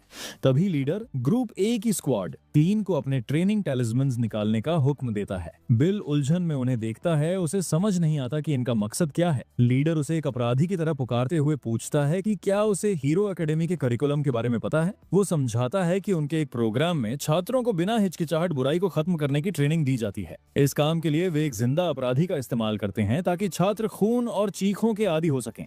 तभी कई छात्र बिल बार का नाम पहचान लेते हैं और उन्हें कुछ जरूरी बात याद आती है। उनकी प्रैक्टिस असाइनमेंट में जो नाम लिखा था वो फिल बाग था, जो प्रोटैगनिस्ट का चाचा था। ये महसूस करते हुए कि उसके परिवार की बेइज्जती की जा रही है, बिल के अंदर से गुस्से की एक भयानक दहाड़ निकलती है। लीडर एक गंभीर चेहरे के साथ उसकी बात पक्की करता है, लेकिन कहता है कि बिल का इरादा अब भी अधूरा है। वो देख सकता है कि प्रोटैगनिस्ट अब भी तड़प रहा है और लड़ने के लिए पूरी तरह तैयार नहीं है। तभी बिल अपनी मुट्ठी भींचता है और उसे सब समझ आने लगता है। छात्रों की तरफ देखते हुए वो फैसला करता है कि ओलिवर को हराने के लिए उसे एक बहुत बड़ा फैसला लेना होगा। वो इस नतीजे पर पहुंचता है कि उसे हीरो के बनाए हुए साम्राज्य की हर चीज मिटानी होगी, जिसमें ये छात्र भी शामिल हैं। उसकी आंखों से आंसू बह रहे थे और चेहरे पर एक पागलपन भरी मुस्कान थी। उसने अब अपने अंधेरे मकसद को अपना लिया था। हमारा प्रोटैगनिस्ट अपने पैरों पर खड़ा होता है और हमला शुरू करने से पहले उनसे एक पल रुकने के लिए कहता है। फिर वो पूछता है कि क्या उन्हें कॉम्बैट ट्रेनिंग के लिए एक सही टारगेट चाहिए। बिल समझाता है कि वो एक ब्लैक स्मिथ है और उसकी मौजूदा हालत में उससे लड़ना ग्रुप के लिए अच्छी प्रैक्टिस नहीं होगी। उलझन में पड़कर लीडर पूछता है कि वो अपनी इन बातों से क्या कहना चाहता है। प्रोटैगनिस्ट जवाब देता है कि उसे बस थोड़ा समय चाहिए। वो एक छोटे से ब्रेक की मांग करता है ताकि खुद को तैयार कर सके और वादा करता है कि वो सच में उन्हें हराने की कोशिश करेगा। हालांकि बाकी स्टूडेंट्स को लगता है कि वो सिर्फ भागने का मौका ढूंढ रहा है और वे अपने लीडर को उसे तुरंत खत्म करने के लिए उकसाते हैं। प्रोटैगनिस्ट बड़ी नफरत और तिरस्कार के साथ भाग जाना शब्द दोहराता है। वो पूछता है कि क्या उन्हें वाकई लगता है कि वो भाग जाएगा। उसका इरादा देखकर लीडर नौजवान की बात मान जाता है। वो पूछता है कि तैयारी में कितना समय लगेगा। बिल जवाब देता है कि 1 घंटा काफी होगा और लीडर उसे जाने और तैयार होने का हुक्म देता है। फिर भी वो बिल को चेतावनी देता है कि अगर वो वक्त पर वापस नहीं आया तो उसे पता है कि क्या होगा। छात्रों में से एक मजाक उड़ाता है कि वे उसके बचे हुए हिस्सों को सूअरों को खिला देंगे और अपनी बात पर जोर देने के लिए मांस का एक टुकड़ा भी हवा में उठाता है। जैसे जैसे समय बीतता है वो लड़का दावा करता है कि प्रोटैगनिस्ट पहले ही भाग चुका है। लड़की शिकायत करती है कि इस मिशन का क्रेडिट उनके हाथ से चला जाएगा, लेकिन लीडर उन्हें थोड़ा और इंतजार करने को कहता है। हालांकि देरी की वजह से वो खुद भी बेचैन हो रहा था। लड़की बोरियत में अंगड़ाई लेती है। तभी अचानक आसमान से एक मेटल हैंड गिरता है और एक स्टूडेंट की तरफ तेजी से बढ़ता है। उस चीज को बीच हवा में ही पकड़ लिया जाता है, जिससे वो लड़की पूरी तरह उलझन में पड़ जाती है कि अभी क्या हुआ।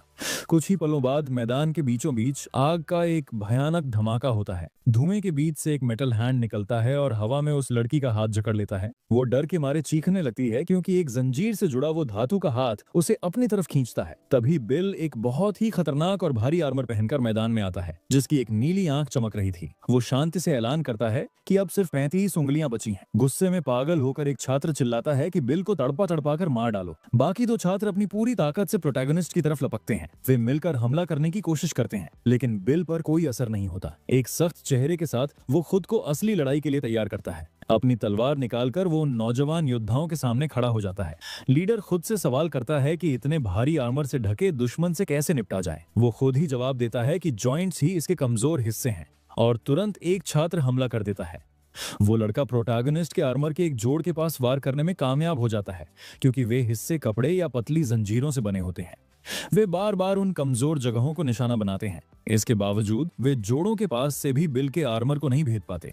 वो छात्र दंग रह जाता है क्योंकि उसने इतनी मजबूत सुरक्षा की उम्मीद नहीं की थी। चिढ़कर वो लड़की चिल्लाती है कि खेल खत्म हुआ और आगे बढ़ती है। वो अपनी पूरी ताकत झोंकते हुए बिल की तरफ एक मेटल बॉल फेंकती है और चिल्लाती है कि मर जाओ। बिल जवाब देता है कि वो बहुत नरम दिल है, जो पूरी ताकत से हमला करने के बजाय खुद को रोक रही है। लीडर बिल को बेवकूफ कहता है, क्योंकि खत्म करने का मौका होने के बावजूद वो अब भी खुद को काबू में रख रहा था। गुस्से में वो लड़की प्रोटैगनिस्ट को कोसने लगती है। तभी लीडर ऐलान करता है कि उसकी तरह उसके छात्र कभी खुद को नहीं रोकते और एक साथ मिलकर किए गए हमले से वे आखिरकार बिल को जमीन पर पटकने में कामयाब हो जाते हैं। उनमें से एक छात्र अपनी पूरी ताकत से बिल की पीठ पर अपना पैर मारता है। लड़की बाकी सबको भी उस पर पैर रखने का हुक्म देती है ताकि उसे मजबूती से जमीन पर दबाया जा सके। जल्द ही वे हमारे प्रोटैगनिस्ट के आर्मर पर बेरहमी से पैर मारना शुरू कर देते हैं। फिर भी उनके मन में शक पैदा होता है, क्योंकि उन्हें समझ नहीं आ रहा था कि क्या उनके हमलों का कोई असर हो भी रहा है या नहीं। तभी एक छात्र सलाह देता है कि इसके बजाय उन्हें बिल के आर्मर के जोड़ों को ही तबाह कर देना चाहिए। हमारा प्रोटैगनिस्ट मजाक उड़ाते हुए कहता है कि जो हीरो बनने का सपना देखते हैं, उन्हें एक दुश्मन को घेरने के लिए 3 लोगों की जरूरत नहीं पड़नी चाहिए। वो छात्र उसकी बात को अनसुना कर देता है और हमला जारी रखता है। बिल को पीछे से जकड़ लेता है। तभी दूसरा छात्र कहता है कि ये सिर्फ ट्रेनिंग है और बिल से इसे दिल पर न लेने को कहता है। बिल अपना सिर उठाता है और उन्हें नफरत और कड़वाहट भरी आंखों से घूरता है। जब वो जमीन पर पड़ा होता है, तब भी उनमें से एक छात्र दोहराता है कि उसे इसे व्यक्तिगत तौर पर नहीं लेना चाहिए। ठीक उसी पल बिल उस लड़की के चेहरे के सामने अपनी बीच की उंगली उठा देता है। उसी क्षण बिल का आर्मर चमकने लगता है, क्योंकि उसका अंदरूनी सिस्टम चालू हो गया था। बिना किसी चेतावनी के उसके आर्मर के हर हिस्से से नुकीले मेटल स्पाइक्स बाहर निकल आते हैं। उसे पकड़ने वाले छात्र उन नुकीले कांटों की चपेट में आ जाते हैं और दर्द से चीख उठते हैं। वे इस हमले के लिए बिल्कुल तैयार नहीं थे। बिल शांति से कहता है कि जोड़ों को निशाना बनाना ऐसी चीज थी जिसका अंदाजा उसने पहले ही लगा लिया था। वो अपना सिर लीडर की तरफ घुमाता है और पूछता है कि वो आखिरकार खुद लड़ाई में कब उतरेगा। लीडर अपने पीछे इशारा करता है और बाकी बचे हुए छात्र पूरी ताकत से हमारे प्रोटैगनिस्ट की तरफ लपकते हैं।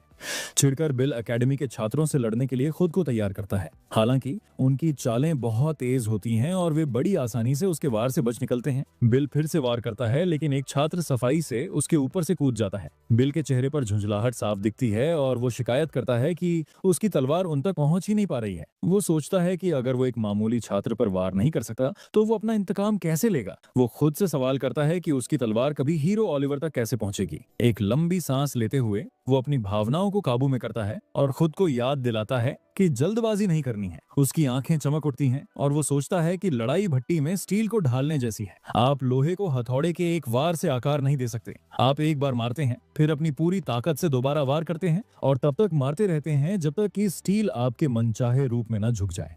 वो बिना रुके लड़ना और अपना बचाव करना जारी रखता है, खुद को एक पल के लिए भी आराम नहीं देता। हर टक्कर के साथ उसकी ताकत बढ़ती जाती है और उसकी तलवार एक तेज रोशनी के साथ चमकने लगती है। हमारा प्रोटैगनिस्ट अपने हथियार को मजबूती से पकड़ता है और सब्र के साथ सही मौके का इंतजार करता है। आखिरकार वो एक ऐसा वार करता है जिससे आसपास के माहौल में एक बहुत बड़ी शॉकवेव फैल जाती है। एक छात्र मजाक उड़ाते हुए कहता है कि यह सिर्फ एक तुक्का था। फिर दूसरा लड़का हांस और लिन से पूछता है कि उन्हें इस लड़ाई को कैसे खत्म करना चाहिए। बिल बीच में टोकते हुए कहता है कि उसके पास पहले से ही सब कुछ खत्म करने का एक पक्का प्लान है। बाद में उसके आर्मर से कई चीजें निकलकर ग्रुप की तरफ तेजी से भागती हैं। वे हवा में उड़ते हुए पूरे मैदान में फैल जाती हैं और स्टूडेंट्स के चारों तरफ एक घेरा बना लेती हैं। अगले ही पल वे चीजें एक जाल में बदल जाती हैं जो लिन को जकड़ लेता है और उसे पूरी तरह फंसा देता है। बिल ऐलान करता है कि एक ओगर की ताकत भी उस जाल को नहीं तोड़ सकती। छात्रों में से एक चिल्लाता है कि अगर वे जल्दी वापस नहीं लौटे तो एकेडमी और रीइंफोर्समेंट्स भेज देगी। वह लड़का भरोसे के साथ मुस्कुराते हुए कहता है कि वक्त उनके साथ है और बिल के पास कोई मौका नहीं है। जवाब में बिल उस जाल को बड़ी आसानी से काट देता है और पूछता है कि क्या उन्हें वाकई लगा था कि उसने इस बात पर गौर नहीं किया होगा। फिर वह पूछता है कि क्या वे समझ पा रहे हैं कि उसने जाल बिछाने के लिए अब तक इंतजार क्यों किया। सच तो ये है कि बिल को भी कॉम्बैट प्रैक्टिस की जरूरत थी और वह इसके लिए उन्हें शुक्रिया कहता है। एक छात्र रहम की भीख मांगता है, लेकिन बिल ठंडे लहजे में जवाब देता है कि वह उंगलियां काटने से शुरुआत करेगा। घबराकर वह लड़का चिल्लाता है कि बिल तुरंत अपना हाथ हटा ले। लाचारी में वह अपने लीडर को मदद के लिए पुकारता है। लीडर शांति से जवाब देता है कि छात्र ने पहले ही टेस्ट पास कर लिया है। ठीक उसके बाद एक तेज और सटीक वार उस लड़के को खामोश कर देता है। बिल के आर्मर पर खून के छींटे पड़ते हैं और वह बिना किसी भाव के यह सब देखता रहता है। लीडर फिर हमारे प्रोटैगनिस्ट की तरफ मुड़ता है और कहता है कि उसने भी टेस्ट पास कर लिया है। एक पागलपन भरी मुस्कान के साथ वह बिल को लड़ाई में शानदार प्रदर्शन के लिए बधाई देता है। अब यह साफ हो गया था कि बाकी सभी छात्र भी उस जाल में फंस चुके हैं। लिन अपने साथियों का हाल देखकर खौफ से चीख उठती है। एक और लड़का चिल्लाता है कि लीडर पागल हो गया है, उसे समझ नहीं आ रहा था कि क्या हो रहा है। इससे पहले कि वह कुछ और कर पाता, उसके अपने ही लीडर ने पीछे से उस पर वार कर दिया। वह छात्र दंग रह जाता है। उसे यकीन नहीं होता कि उसके मास्टर ने उसे धोखा दिया है। बिना किसी हिचकिचाहट या दया के लीडर अपने ही छात्रों की जान ले लेता है। उसके बाद वह उनसे कहता है कि अब आराम करो और उम्मीद करता है कि वे अगली बार एक ऐसी दुनिया में पैदा होंगे जहां बड़े लोग उनसे बेहतर हों। बिल अब भी चौकन्ना रहता है और अपनी तलवार मजबूती से पकड़े रहता है। वह एक पल के लिए भी उसे नीचे नहीं करता। आखिरकार लीडर उससे कहता है कि इतना तनाव मत लो, लड़ाई खत्म हो चुकी है। वह दोहराता है कि बिल ने टेस्ट पास कर लिया है। बिल अंदर से हिला हुआ था क्योंकि उसे समझ नहीं आया कि अभी क्या हुआ। वह सवाल करता है कि एक मास्टर अपने ही छात्रों का कत्ल क्यों करेगा और सोचता है कि ऐसे इंसान से कोई कैसे लड़ सकता है। फिर भी वह खुद को तैयार रखता है क्योंकि वह जानता है कि यह टकराव अभी खत्म नहीं हुआ है। लीडर दावा करता है कि यह एक गलतफहमी है और कहता है कि वे बच्चे इसी अंजाम के लायक थे। वह आगे कहता है कि उन्हें तड़पने देने से बेहतर था कि उन्हें जल्दी खत्म कर दिया जाए। उसकी बातों में एक अजीब और डरावना यकीन झलक रहा था। अचानक बिल एक तेज और जबरदस्त वार करता है, लेकिन लीडर कहता है कि उसने पहले ही इस हमले का अंदाजा लगा लिया था। बिल दोबारा वार करता है, लेकिन वह आदमी उसे लड़ाई जारी रखने से पहले वो आदमी बिल को सुनने के लिए कहता है। वो खुलासा करता है कि वो यहाँ खास तौर पर प्रोटैगनिस्ट की तलाश में ही आया था। फिर वो बिल से पूछता है कि क्या वो लॉर्ड प्रोटेक्टर यानी हीरो ओलिवर प्राइम से नफरत करता है। वो कहता है कि उसे भी वैसा ही महसूस होता है और अचानक एक चाल चलकर बिल को फंसा लेता है। वो सुझाव देता है कि उन्हें बात करनी चाहिए और सब कुछ हमेशा के लिए सुलझा लेना चाहिए। लीडर अपनी नजरें बिल पर टिका देता है। साफ दिख रहा था कि अब उसका सब्र खत्म हो चुका है। इसके बावजूद प्रोटैगनिस्ट का ध्यान कहीं और ही लगता है। वो हांफते हुए अपना कांपता हुआ हाथ आगे बढ़ाता है। वो आदमी ऐलान करता है कि अब कोई और रास्ता नहीं बचा है और तभी पूरे इलाके में एक तेज रोशनी फैल जाती है। बिल के करीब आते हुए वो कहता है कि यह भयानक अंजाम बिल खुद अपने ऊपर लाया है। फिर वो एक ऐसा जोरदार वार करता है कि हवा में खून के छींटे उड़ने लगते हैं। तभी सीन अचानक बदल जाता है और प्रोटोगोनिस्ट एक भयानक सपने से चीखते हुए जागता है। वो खुद को एक अनजान कमरे के अंदर लकड़ी के बिस्तर पर लेटा हुआ पाता है। अपने चेहरे को छूते हुए वो सोचता है कि क्या वो सच में जिंदा है। वो उलझन में आसपास देखता है और खुद से सवाल करता है कि वो कहाँ है और उसका आर्मर कहाँ गया।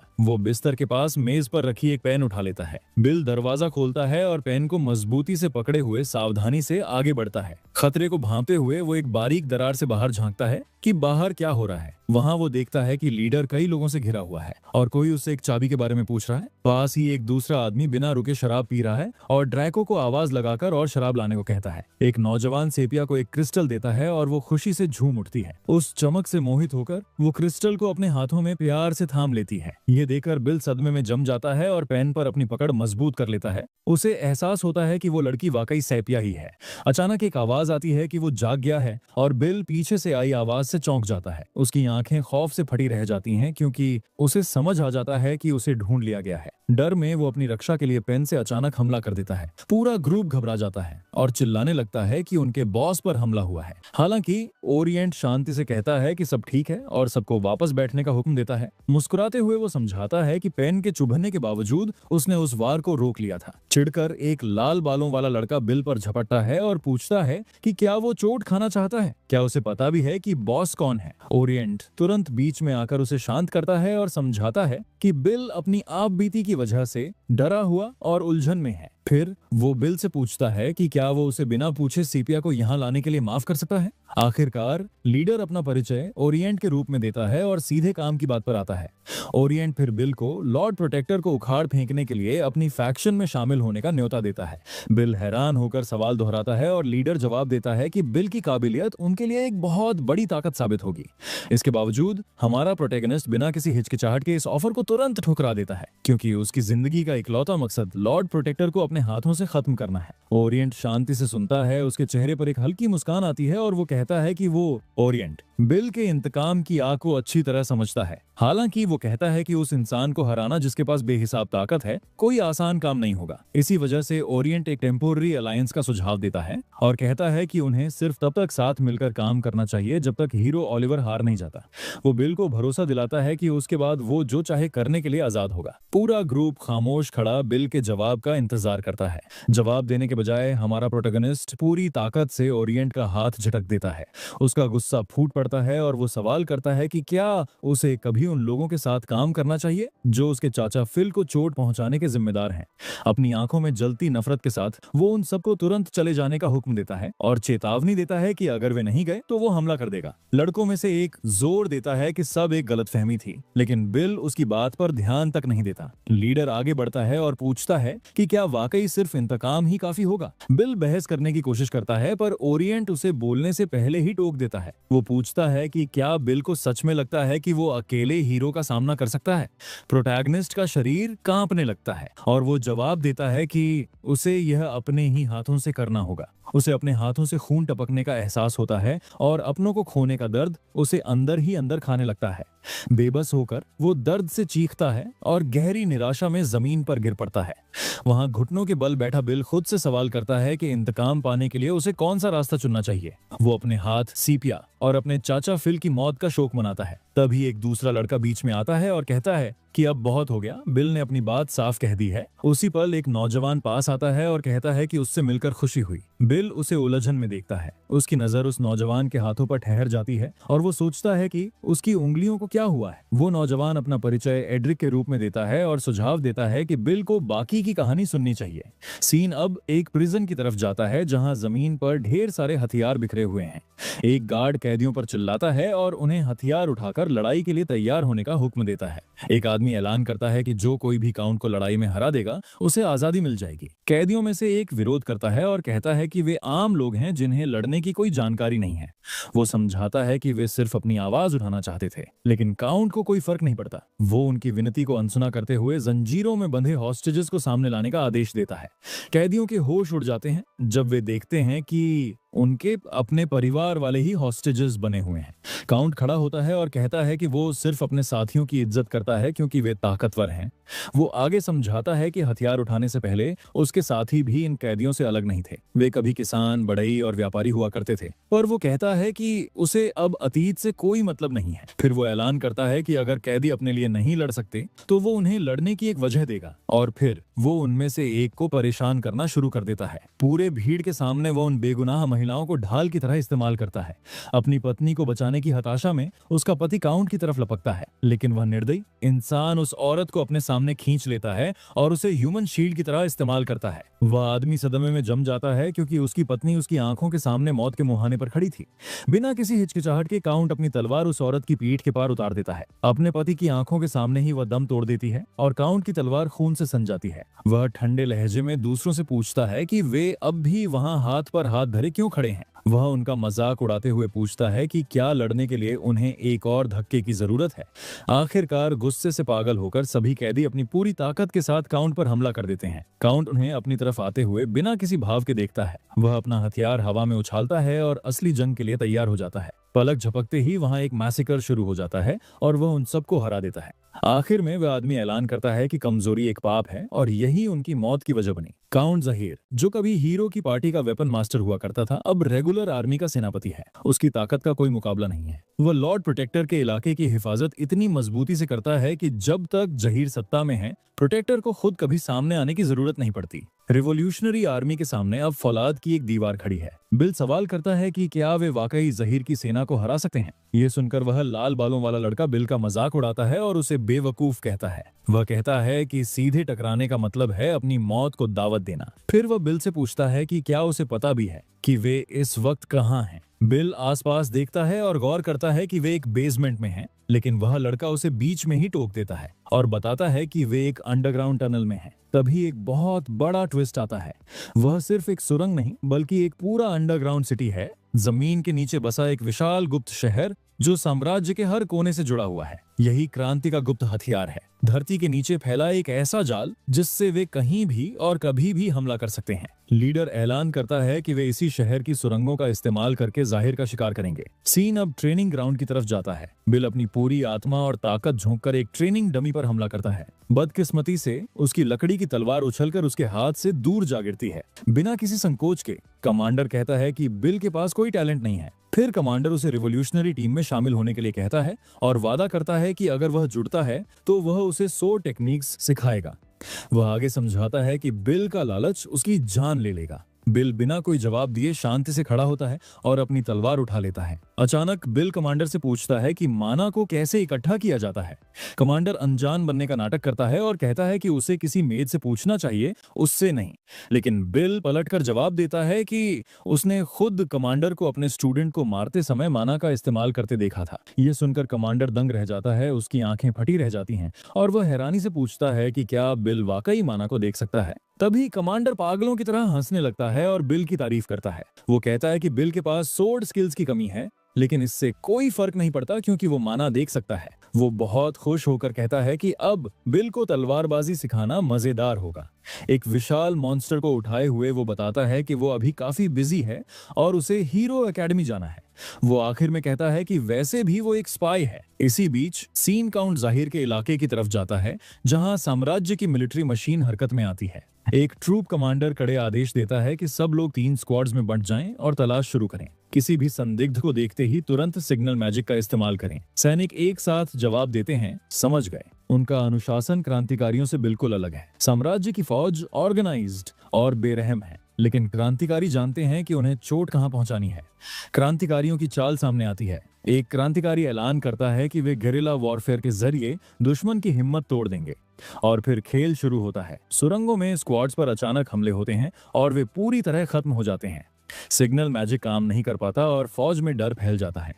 जमीन के नीचे के कप्तानों ड्रेको और मॉग इन हमलों को लीड करते हैं। उनके वार अचानक और जानलेवा होते हैं। शाही फौज में खलबली मच जाती है। सैनिक चिल्लाते हैं कि दुश्मन गायब कहां हो जाते हैं। तभी क्रांतिकारी फिर से सामने आकर सटीक वार करते हैं। सुरंगें एक डरावना युद्ध का मैदान बन जाती है जहां पूरी की पूरी स्क्वाड्स गायब हो रही हैं। इस अफरा तफरी के बीच इस नए रूकी के बिछाए जाल बहुत खतरनाक साबित होते हैं। एक पूरी स्क्वाड तबाह हो जाती है और पुराने अनुभवी योद्धा भी बिल की काबिलियत मानने लगते हैं। एक वेटरन कहता है कि इस रूकी ने क्या कमाल का जाल बिछाया है। दूसरा कहता है कि हमें इस पर नजर रखने को कहा गया था और अब हम देख सकते हैं कि क्यों।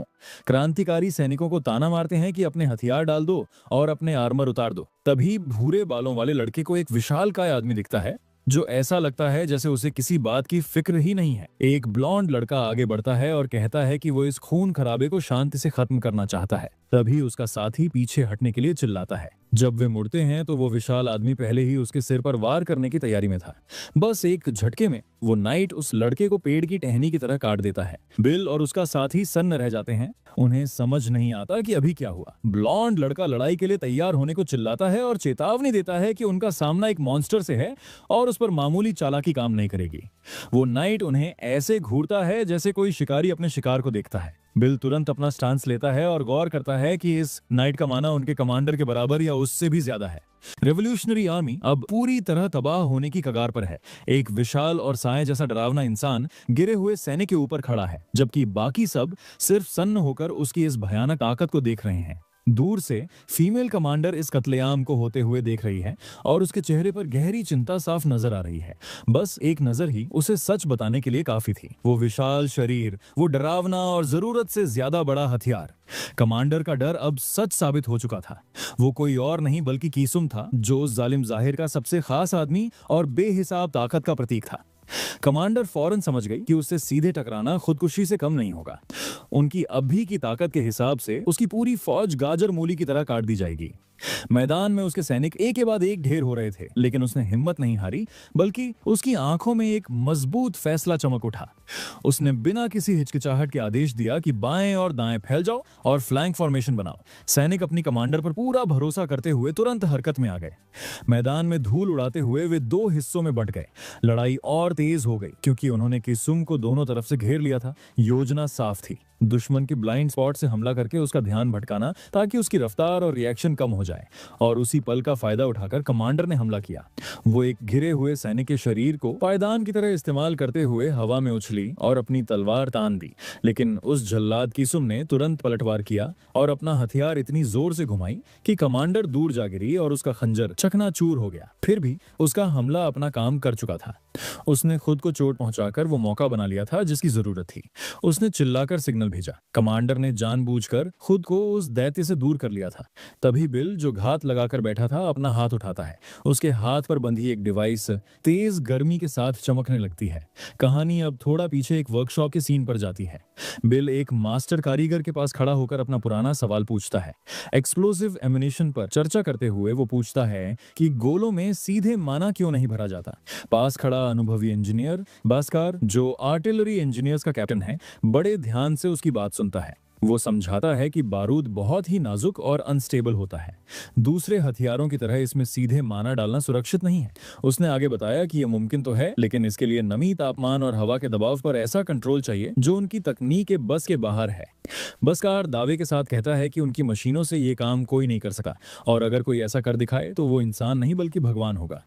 वापस आज के सीन में बिल के चेहरे पर एक मुस्कान आती है। वो दो शब्दों के साथ उस नामुमकिन बात को गलत साबित कर देता है। Fire boom. उसके हाथ वाली टोप से एक आग का गोला निकलता है और सीधा किसुम की तरफ लपकता है। धमाका इतना जोरदार होता है कि किसुम आग की लपटों में घिर जाता है। धमाके की गूंज से पूरा मैदान हिल जाता है और हर तरफ मलबा उड़ने लगता है। कमांडर और उसका साथी एडविन उस विनाशकारी ताकत को देखकर दंग रह जाते हैं, लेकिन उनकी यह राहत बहुत कम समय की थी। जैसे ही धुआं साफ होता है, कसम बिना किसी खरोंच के बाहर निकल आता है। एडविन बमुश्किल चेतावनी देने के लिए चिल्ला पाता है कि उससे पहले ही कसम बिजली की रफ्तार से आगे बढ़ता है। पलक झपकते ही कसम एक ऐसा जबरदस्त किक मारता है जिससे एडविन हवा में उड़ जाता है। बिल तुरंत रिएक्ट करता है और अपना आइस बूम चालू कर देता है। एक दूसरा गोला चलता है जिससे बर्फीली ताकत निकलती है और सीधा कासिम से टकराती है। देखते ही देखते बर्फ तेजी से फैलती है और उसे अपनी जगह पर जाम कर देती है। उसके गुस्से से भरे चेहरे के साथ वो बर्फ के एक ठोस टुकड़े में कैद हो जाता है, पर यह ज्यादा देर नहीं टिका। एक चिड़चिड़ी दहाड़ के साथ कासिम अपनी राक्षसी ताकत का इस्तेमाल करता है और बर्फ को अंदर से चकनाचूर कर देता है।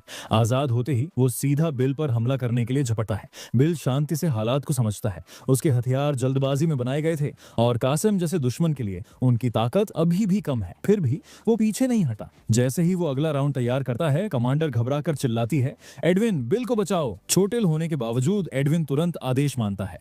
वो और कमांडर भागकर सीधा कासम और बिल के बीच में आ जाते हैं।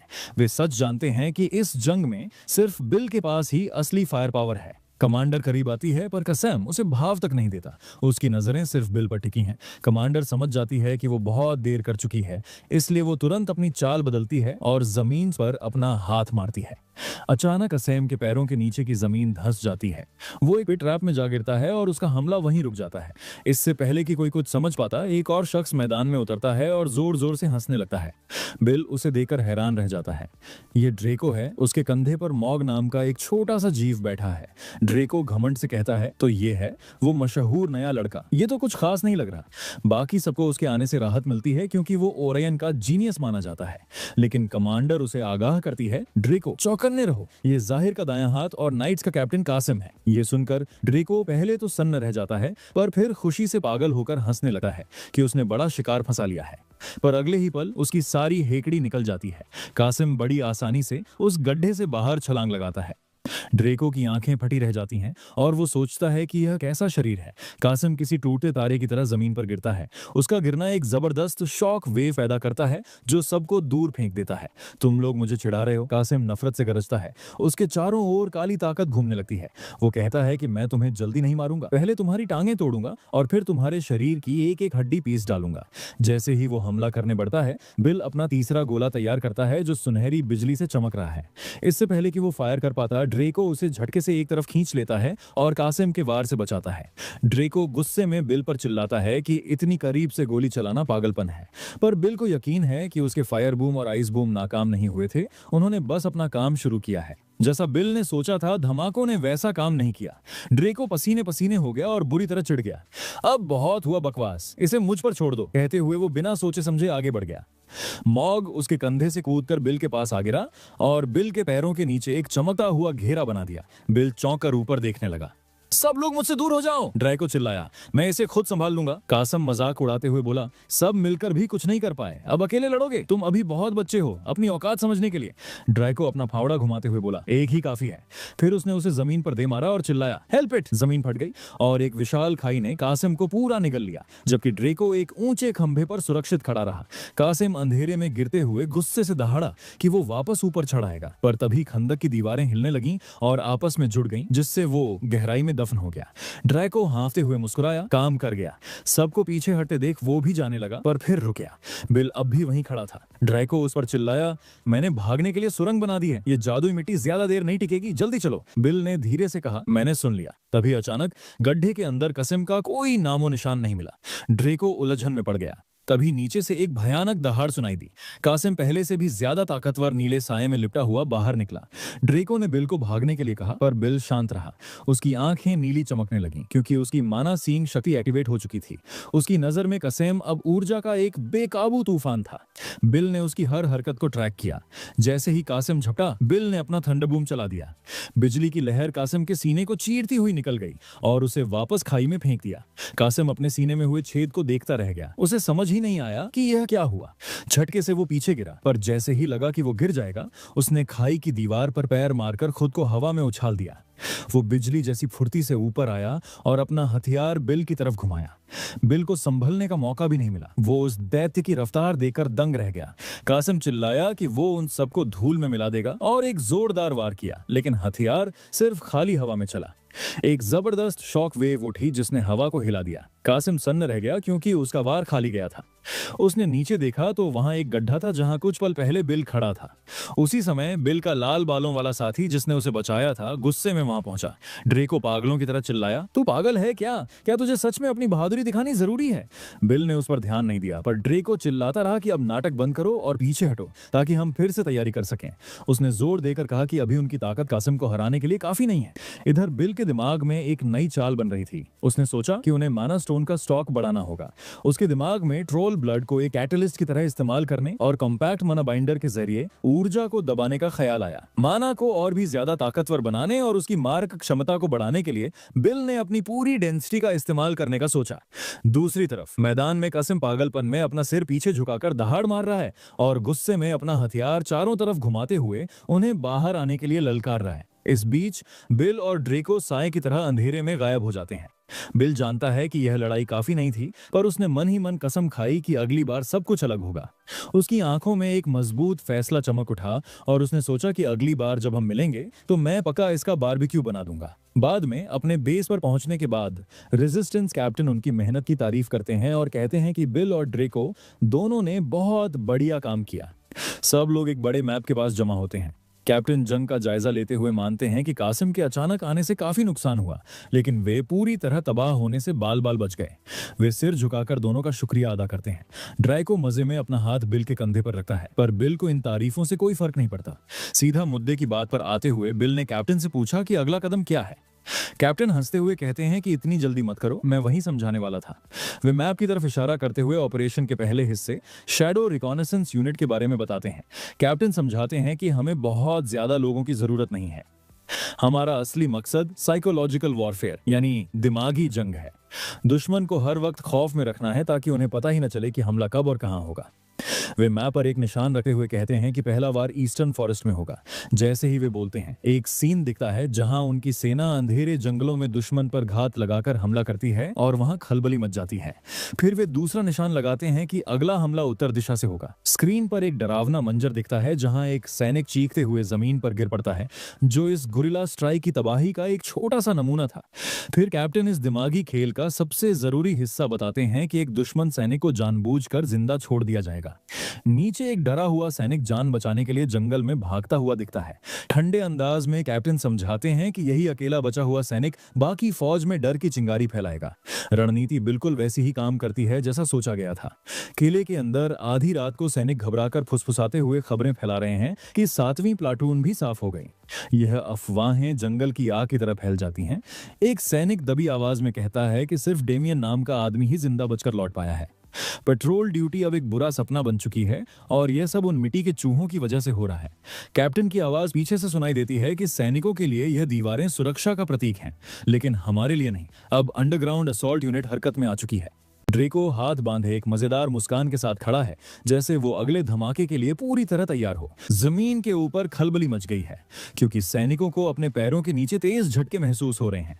वे चिल्लाकर चेतावनी दे रहे हैं कि शायद ये भूकंप है, पर उन्हें अंदाजा भी नहीं है कि एक अंडरग्राउंड टनल पहले ही किले के अंदर तक पहुंच चुकी है। अचानक जमीन फटती है और ड्रेको की यूनिट बाहर निकलती है, जिससे दुश्मन पूरी तरह हका बका रह जाता है। ड्रेको उन डरे हुए सैनिकों का मजाक उड़ाते हुए एक शैतानी मुस्कान के साथ पूछता है कि अब जब तबाही शुरू हो गई है तो तुम लोग सोओगे कैसे। कैप्टन की शांत आवाज फिर से सुनाई देती है कि वे एक बार फिर ईस्ट से हमला करेंगे। सीन में एक और जबरदस्त हमला दिखता है जहां एक अकेला सैनिक अंधेरे में मारा जाता है। यह योजना बिना किसी रहम के आगे बढ़ती है। मैप पर एक और मोहरा रखा जाता है और इस बार साउथ से हमला होता है। एक और लाश जमीन पर बेजान पड़ी है। ये छिपकर किए गए हमले रुकने का नाम नहीं ले रहे और धीरे धीरे रक्षकों की हिम्मत तोड़ रहे हैं। ऐसा लगता है जैसे खुद किला कांप रहा है, क्योंकि इस दिमागी जंग ने उनका हौसला कुचल दिया है। पहरे पर खड़ा एक सैनिक बुरी तरह डर चुका है। उसके पीले पड़े चेहरे और डरी हुई आंखों से साफ पता चलता है कि बिल की यह साइकोलॉजिकल वॉरफेयर कितनी असरदार रही है। मेन गेट पर 2 गार्ड्स तैनात हैं जो शांति का दिखावा कर रहे हैं, पर तबाही उनके करीब है। पास ही एक और गार्ड जागने की जद्दोजहद कर रहा है। उसकी मुद्रा ढीली है और नींद में उसके मुंह से लार टपक रही है। तभी अचानक कहीं से एक मुक्का आता है और सीधा उसके चेहरे पर लगता है। मारने वाला कोई और नहीं बल्कि कासिम है। गुस्से में पागल होकर लेफ्टिनेंट सैनिकों को फौरन एक पेट्रोल यूनिट बनाने का हुक्म देता है। कमांडर कासिम के हाथों पर अब भी खून लगा है और उसके चेहरे पर जानलेवा गुस्सा है। वो गुर्राते हुए कहता है कि चलो अब इन मिट्टी के चूहों का शिकार करते हैं। उधर रेबल बेस पर कैप्टन बड़े सुकून से कहते हैं कि उन्हें इसी बात का इंतजार था। जैसे ही कासिम का सब्र जवाब देता है और वो खुद तलाश शुरू करता है, ड्रेको जोश में आकर चिल्लाता है कि हमें उसे पकड़ लेना चाहिए, पर कैप्टन फौरन उसे मना कर देते हैं। वे योजना का अगला हिस्सा बताते हैं कि हम उसे जाने देंगे। सब कुछ वैसा ही होता है जैसा सोचा गया था। कासिम अपनी फौज लेकर किले से बाहर निकलता है ताकि वो खुद बागियों का शिकार कर सके। ड्रेको उलझन में है और वजह पूछता है कि कासिम को पकड़कर ही तो जाहिर को बाहर निकालना था। कैप्टन आत्मविश्वास भरी मुस्कान के साथ कहते हैं कि अभी नहीं। वे समझाते हैं कि अभी कुछ और कसर बाकी है। वे अगला कदम विस्तार से बताते हैं कि जैसे ही कासिम किले से बाहर निकलेगा, दीवार के बाहर के सारे हमले बंद कर दिए जाएंगे।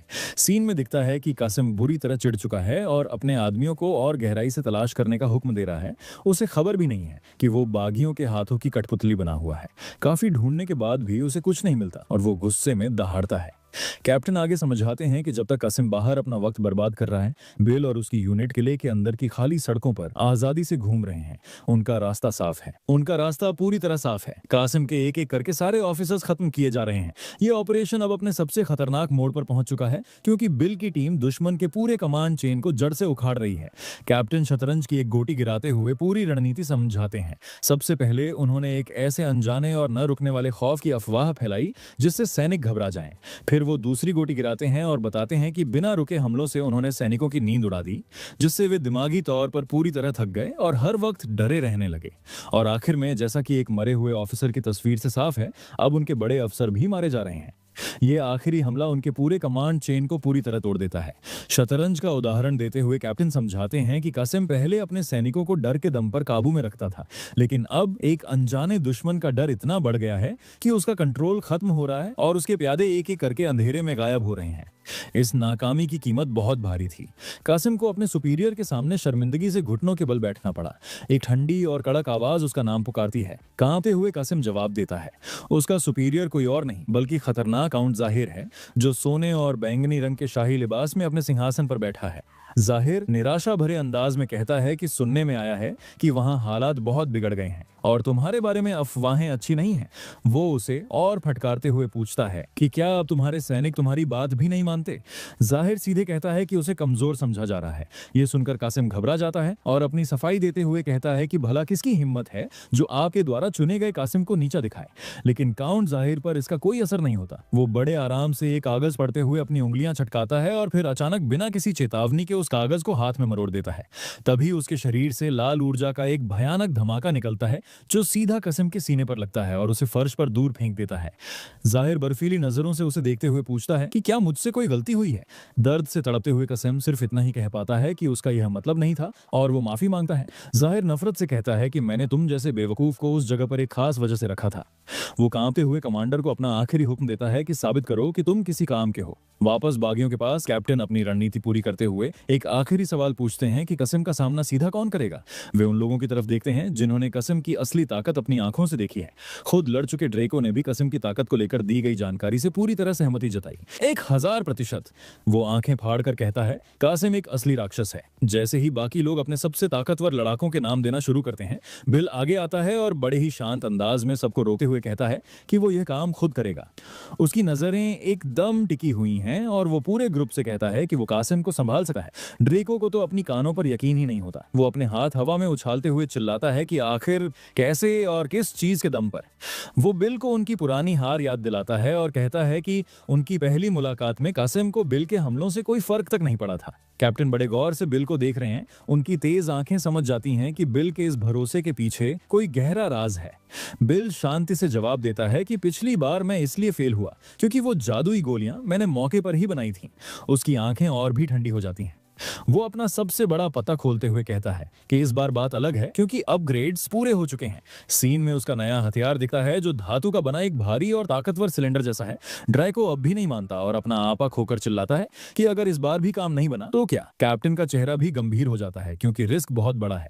अगर ये मौका हाथ से गया तो पता नहीं दोबारा कब मिलेगा। सबके शक को दूर करने के लिए बिल एक बड़ा कदम उठाता है।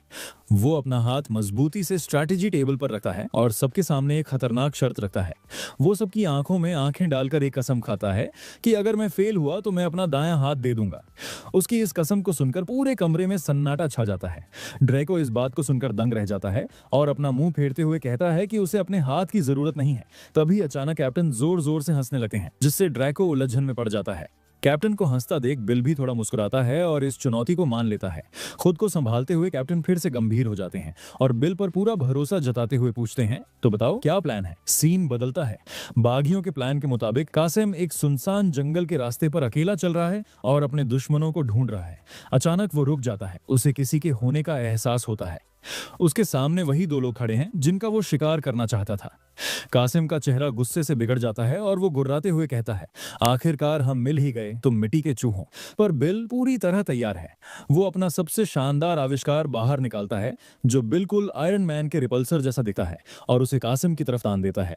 कासिम ने अपना वेपन दिखाया और उनसे सवाल किया कि वो इतना पुराना और बेकार सा क्लब लेकर क्यों घूमता है। उसने बताया कि ये क्लब असल में मोल्स का शिकार करने के लिए सबसे अच्छा है। अपनी बात खत्म करते ही वो तेजी से आगे बढ़ा। बिल और ड्रेको दोनों तुरंत बैटल के लिए तैयार हो गए। ड्रेको ने सिंक फैंग का इस्तेमाल किया और कासिम का पैर पकड़ने की कोशिश की, पर कासिम ने बिना किसी मेहनत के खुद को छुड़ा लिया। ड्रेको ने बिल से कहा कि वो जल्दी कुछ करे और इस मॉन्स्टर को खत्म कर दे। बिल बिल्कुल नहीं रुका और उसने अपनी पूरी ताकत के साथ कासिम पर लाइट बूम छोड़ा। पहले तो कासिम ऐसे खड़ा रहा जैसे उसे कुछ हुआ ही नहीं, पर जल्द ही उसे एहसास हुआ कि ये हमला पिछले हमलों से कहीं ज्यादा पावरफुल था। जब उसने एक बड़े पत्थर को टुकड़े टुकड़े होते देखा तो उसकी आंखें फटी रह गईं। यहाँ तक कि ड्रेको भी इतनी तबाही देखकर हैरान रह गया। कासिम ने ड्राको की स्किल का मजाक उड़ाया और कहा कि बिल अब कोई मामूली खेत का मोल नहीं रहा। ये सुनकर ड्रेको को बहुत गुस्सा आया। उसे लगा कि कासिम उसे कम समझ रहा है। वो खुद को साबित करने के लिए आगे बढ़ा। ड्रेको को पूरा भरोसा था कि वो कासिम के अगले वार को झेल लेगा। तभी अचानक बिल चिल्लाया और ड्रेको को चेतावनी दी कि वो इसे रोके नहीं बल्कि वहां से हट जाए। उसी पल कासिम हवा में ड्रेको के ऊपर पहुंच चुका था। उसने एक ही जोरदार वार से जमीन के परखचे उड़ा दिए। ड्रेको किसी तरह बच तो गया, पर एक ही वार में इतनी तबाही देखकर वो सुन्न पड़ गया।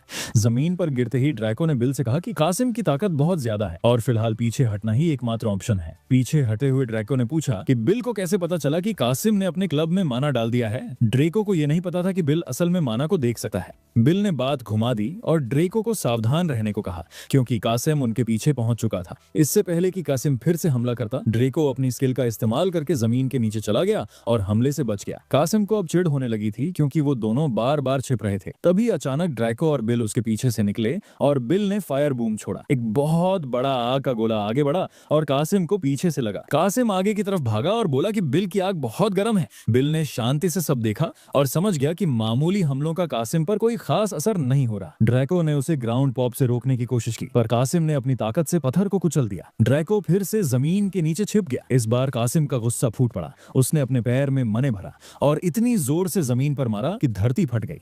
जमीन के नीचे बिल और ड्रेको ने गिरते हुए मलबे से खुद को बचाया। कासिम लगातार हमले करता रहा और पूरे मैदान को खंडहर बना दिया। ड्रेको पूरी तरह घबरा गया था, पर तभी बिल टूटी हुई जमीन से बाहर कूदा। जैसे ही वो बाहर आया, उसने देखा कि कासिम उस पर हमला करने को तैयार है। इससे पहले कि वॉर होता, ड्रेको ने बिल को एक तरफ धक्का दिया और कहा कि वो कासिम का सामना खुद करेगा। दूर गिरते हुए बिल को अपने कमांडर की माना के बारे में दी गई सीख याद आई कि इसे महसूस करना कितना मुश्किल है और जो इसे चला सकते हैं वो कितने खतरनाक होते हैं। कासिम ने अपनी पूरी ताकत से ड्रेको पर अपना क्लब चलाया। ड्रेको ने अपने अंदर माना इकट्ठा किया। शवल को लगा कि वो इस वार को झेल लेगा। एक पल के लिए ऐसा लगा भी कि वो कामयाब हो गया है, लेकिन तभी उसे एक बहुत तेज दर्द महसूस हुआ। नीचे देखने पर उसे एहसास हुआ कि कासिम ने उसे एक बहुत ही खतरनाक किक मारी थी। कासिम ने ड्रेको को इतनी जोर से पटका कि वो सीधा दीवार से जा टकराया। जब धूल शांत हुई तो ड्रेको वहां बेहोश पड़ा था। बिल को बहुत चिंता होने लगी। उसे डर था कि कहीं ये चोट जानलेवा ना हो। उसने साफ देख लिया था कि कासिम ने अपनी क्लब में मना नहीं डाला था, बल्कि अपनी टांग में डाला था। कासिम बिल की तरफ बढ़ते हुए बोला कि अब बिल अकेला बच गया है।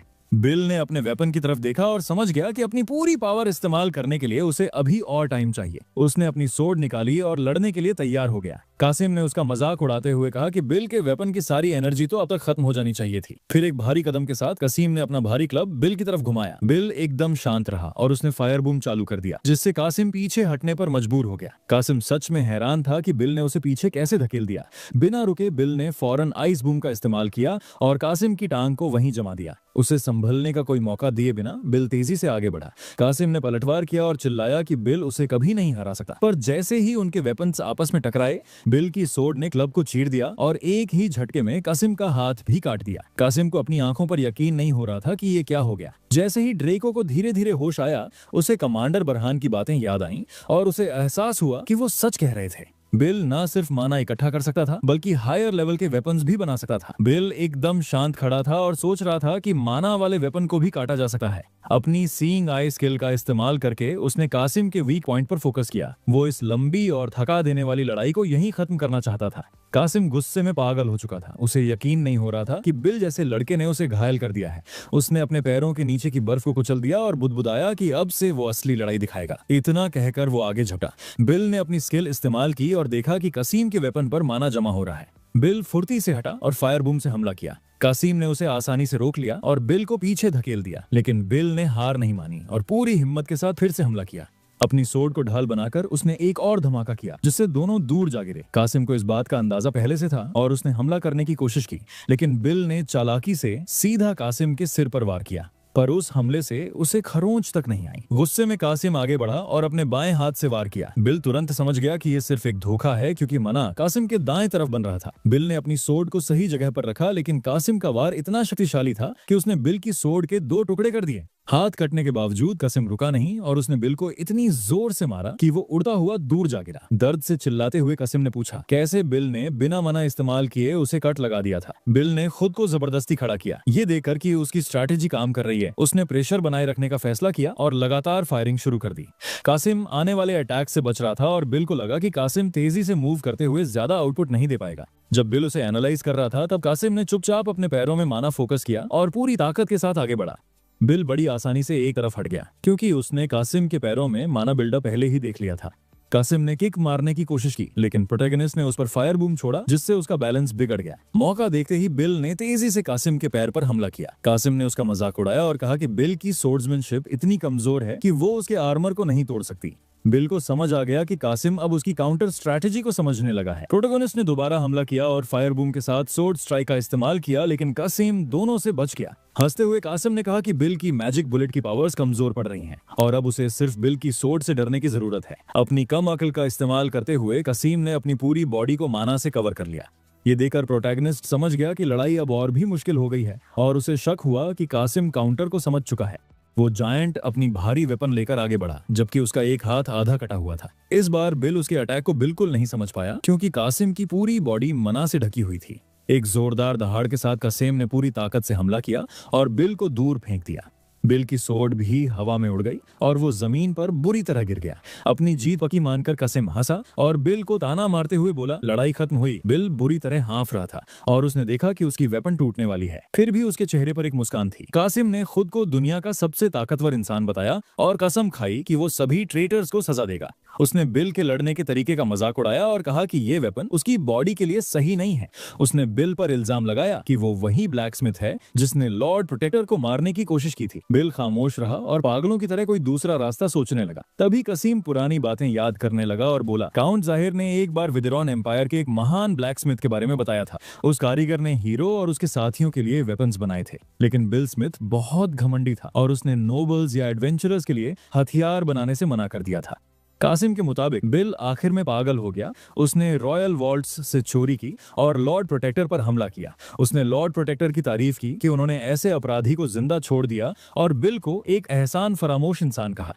कासिम ने ऐलान किया कि इंसाफ के रखवाले के तौर पर जायंट कासिम लॉर्ड प्रोटेक्टर के नाम पर अपना फैसला सुनाएगा और वो फैसला है मौत। अचानक कासिम को एहसास हुआ कि बिल की वेपन गायब है। जब उसने दोबारा देखा तो ड्रेको के पेट ने सोर्ड वापस प्रोटैगनिस्ट को दे दी थी। बिल ने जाहिर की बेइज्जती की और कहा कि उसकी झूठ बोलने की आदत अब तक नहीं बदली है। इससे कासिम एकदम पागल हो गया। कासिम बड़बड़ाने लगा कि काउंट जाहिर एक नेक इंसान है जिन्होंने उसे आजादी दी थी। इतना कहते ही कासिम एक बार फिर हमला करने के लिए भागा। बिल ने अपनी पोजीशन ली और अपने वेपन को मजबूती से पकड़ लिया। जब कासिम चिल्ला रहा था तब बिल ने चुपके से अपने वेपन को उसकी मैक्सिमम पावर तक चार्ज कर लिया था। एक जोरदार धमाके के साथ बिल ने अपना अटैक छोड़ा, जिसने चारों तरफ की हर चीज को उड़ा दिया। दोनों दूर जा गिरे और जमीन पर एक बहुत बड़ा गड्ढा बन गया। मैदान के एक कोने में कासिम बेहोश पड़ा था। घने धुएं के बीच से बिल एक पुराने वॉरियर की तरह बाहर निकला। उसके एक हाथ का वेपन पूरी तरह टूट चुका था और उसका शरीर बुरी तरह जख्मी था और खून बह रहा था। बिल धीरे से बोला कि ये दांव खेलना सही रहा। भले ही उसकी गन चली गई, पर वो उसे दोबारा बना सकता है। कासिम की बेजान बॉडी को देखते हुए बिल ने अपनी तलवार उठाई और सवाल किया कि असली एहसान फरामोश कौन है और कासिम उसके बारे में जानता ही क्या है। कहानी अब कासिम के पास्ट में जाती है। असल में कासिम बहुत ही सीधा और अच्छा इंसान था, लेकिन उसकी बड़ी बॉडी की वजह से लोग उसे हमेशा परेशान करते थे। लोग उसे लात मारते और उसका खाना छीन लेते थे। इसके बावजूद वो अपने प्यारे बनीज के लिए दिन रात मेहनत करता था। वो उनका ख्याल रखता, उन्हें खिलाता और उनके पास ही सोता था। एक दिन जब वो काम से वापस आया तो उसने एक भयानक नजारा देखा। उन्हीं एहसान फरामोश गुंडों ने उसके बनीज को पका दिया था और उन्हें ऐसे खा रहे थे जैसे कुछ हुआ ही ना हो। उसी पल कासिम के अंदर कुछ टूट गया और उसने उन सबको खत्म कर दिया। बाद में जज ने उसे मौत की सजा सुनाई। अपने चाहने वालों को खोने के बाद कासिम ने चुपचाप अपनी किस्मत को मान लिया। तभी जाहिर वहां आया। उसने कासिम को अपना परिवार माना और कहा कि अब वो अकेला नहीं है। प्रेजेंट में वापस आते ही बिल का शरीर कांपने लगा, क्योंकि वो कासिम का खेल खत्म करने की तैयारी कर रहा था। अचानक कासिम ने अपने वेपन को कसकर पकड़ा और पूरी ताकत से चिल्लाया, फैमिली। बिल हैरान रह गया कि कासिम अब भी इतनी जान दिखा सकता है। बिल हमला करने के लिए आगे बढ़ा। जैसे ही दोनों आपस में टकराने वाले थे तभी कहीं से एक स्पीयर उड़ता हुआ आया और कासिम की तरफ लगा, जिससे एक जबरदस्त शॉक वेव पैदा हुई। किसी तरह कासिम उससे बच गया। जब उसने ऊपर देखा तो वहां एक ब्लॉन्ड लड़की खड़ी थी। बिल भी उसे नहीं पहचान पा रहा था। उस ब्लॉन्ड ब्यूटी ने कहा कि ये वाकई तारीफ के काबिल है कि एक नए खिलाड़ी ने कासिम को इस हाल में पहुंचा दिया। जब कासिम ने देखा कि उसने अपनी वेपन फेंक दी है तो उसने उसका मजाक उड़ाया और इसे एक गलत फैसला कहा। उस ब्लॉन्ड लड़की ने शांति से अपनी स्टैंस ली। उसके शरीर के चारों तरफ माना फैल गया और एक ही पल में उसने कासिम को पूरी तरह ढेर कर दिया। 5 चैप्टर से चल रही वो खतरनाक जंग एक पल में खत्म हो गई।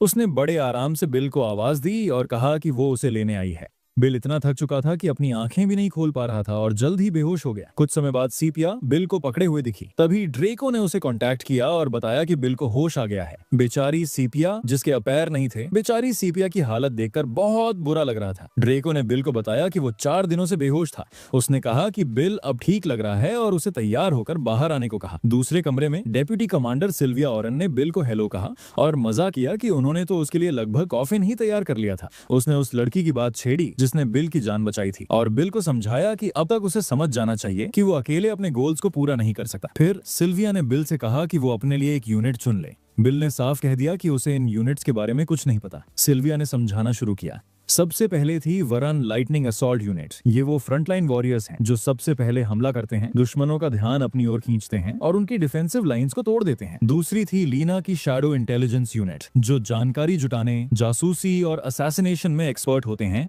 और चुपचाप जंग की दिशा बदल देते हैं।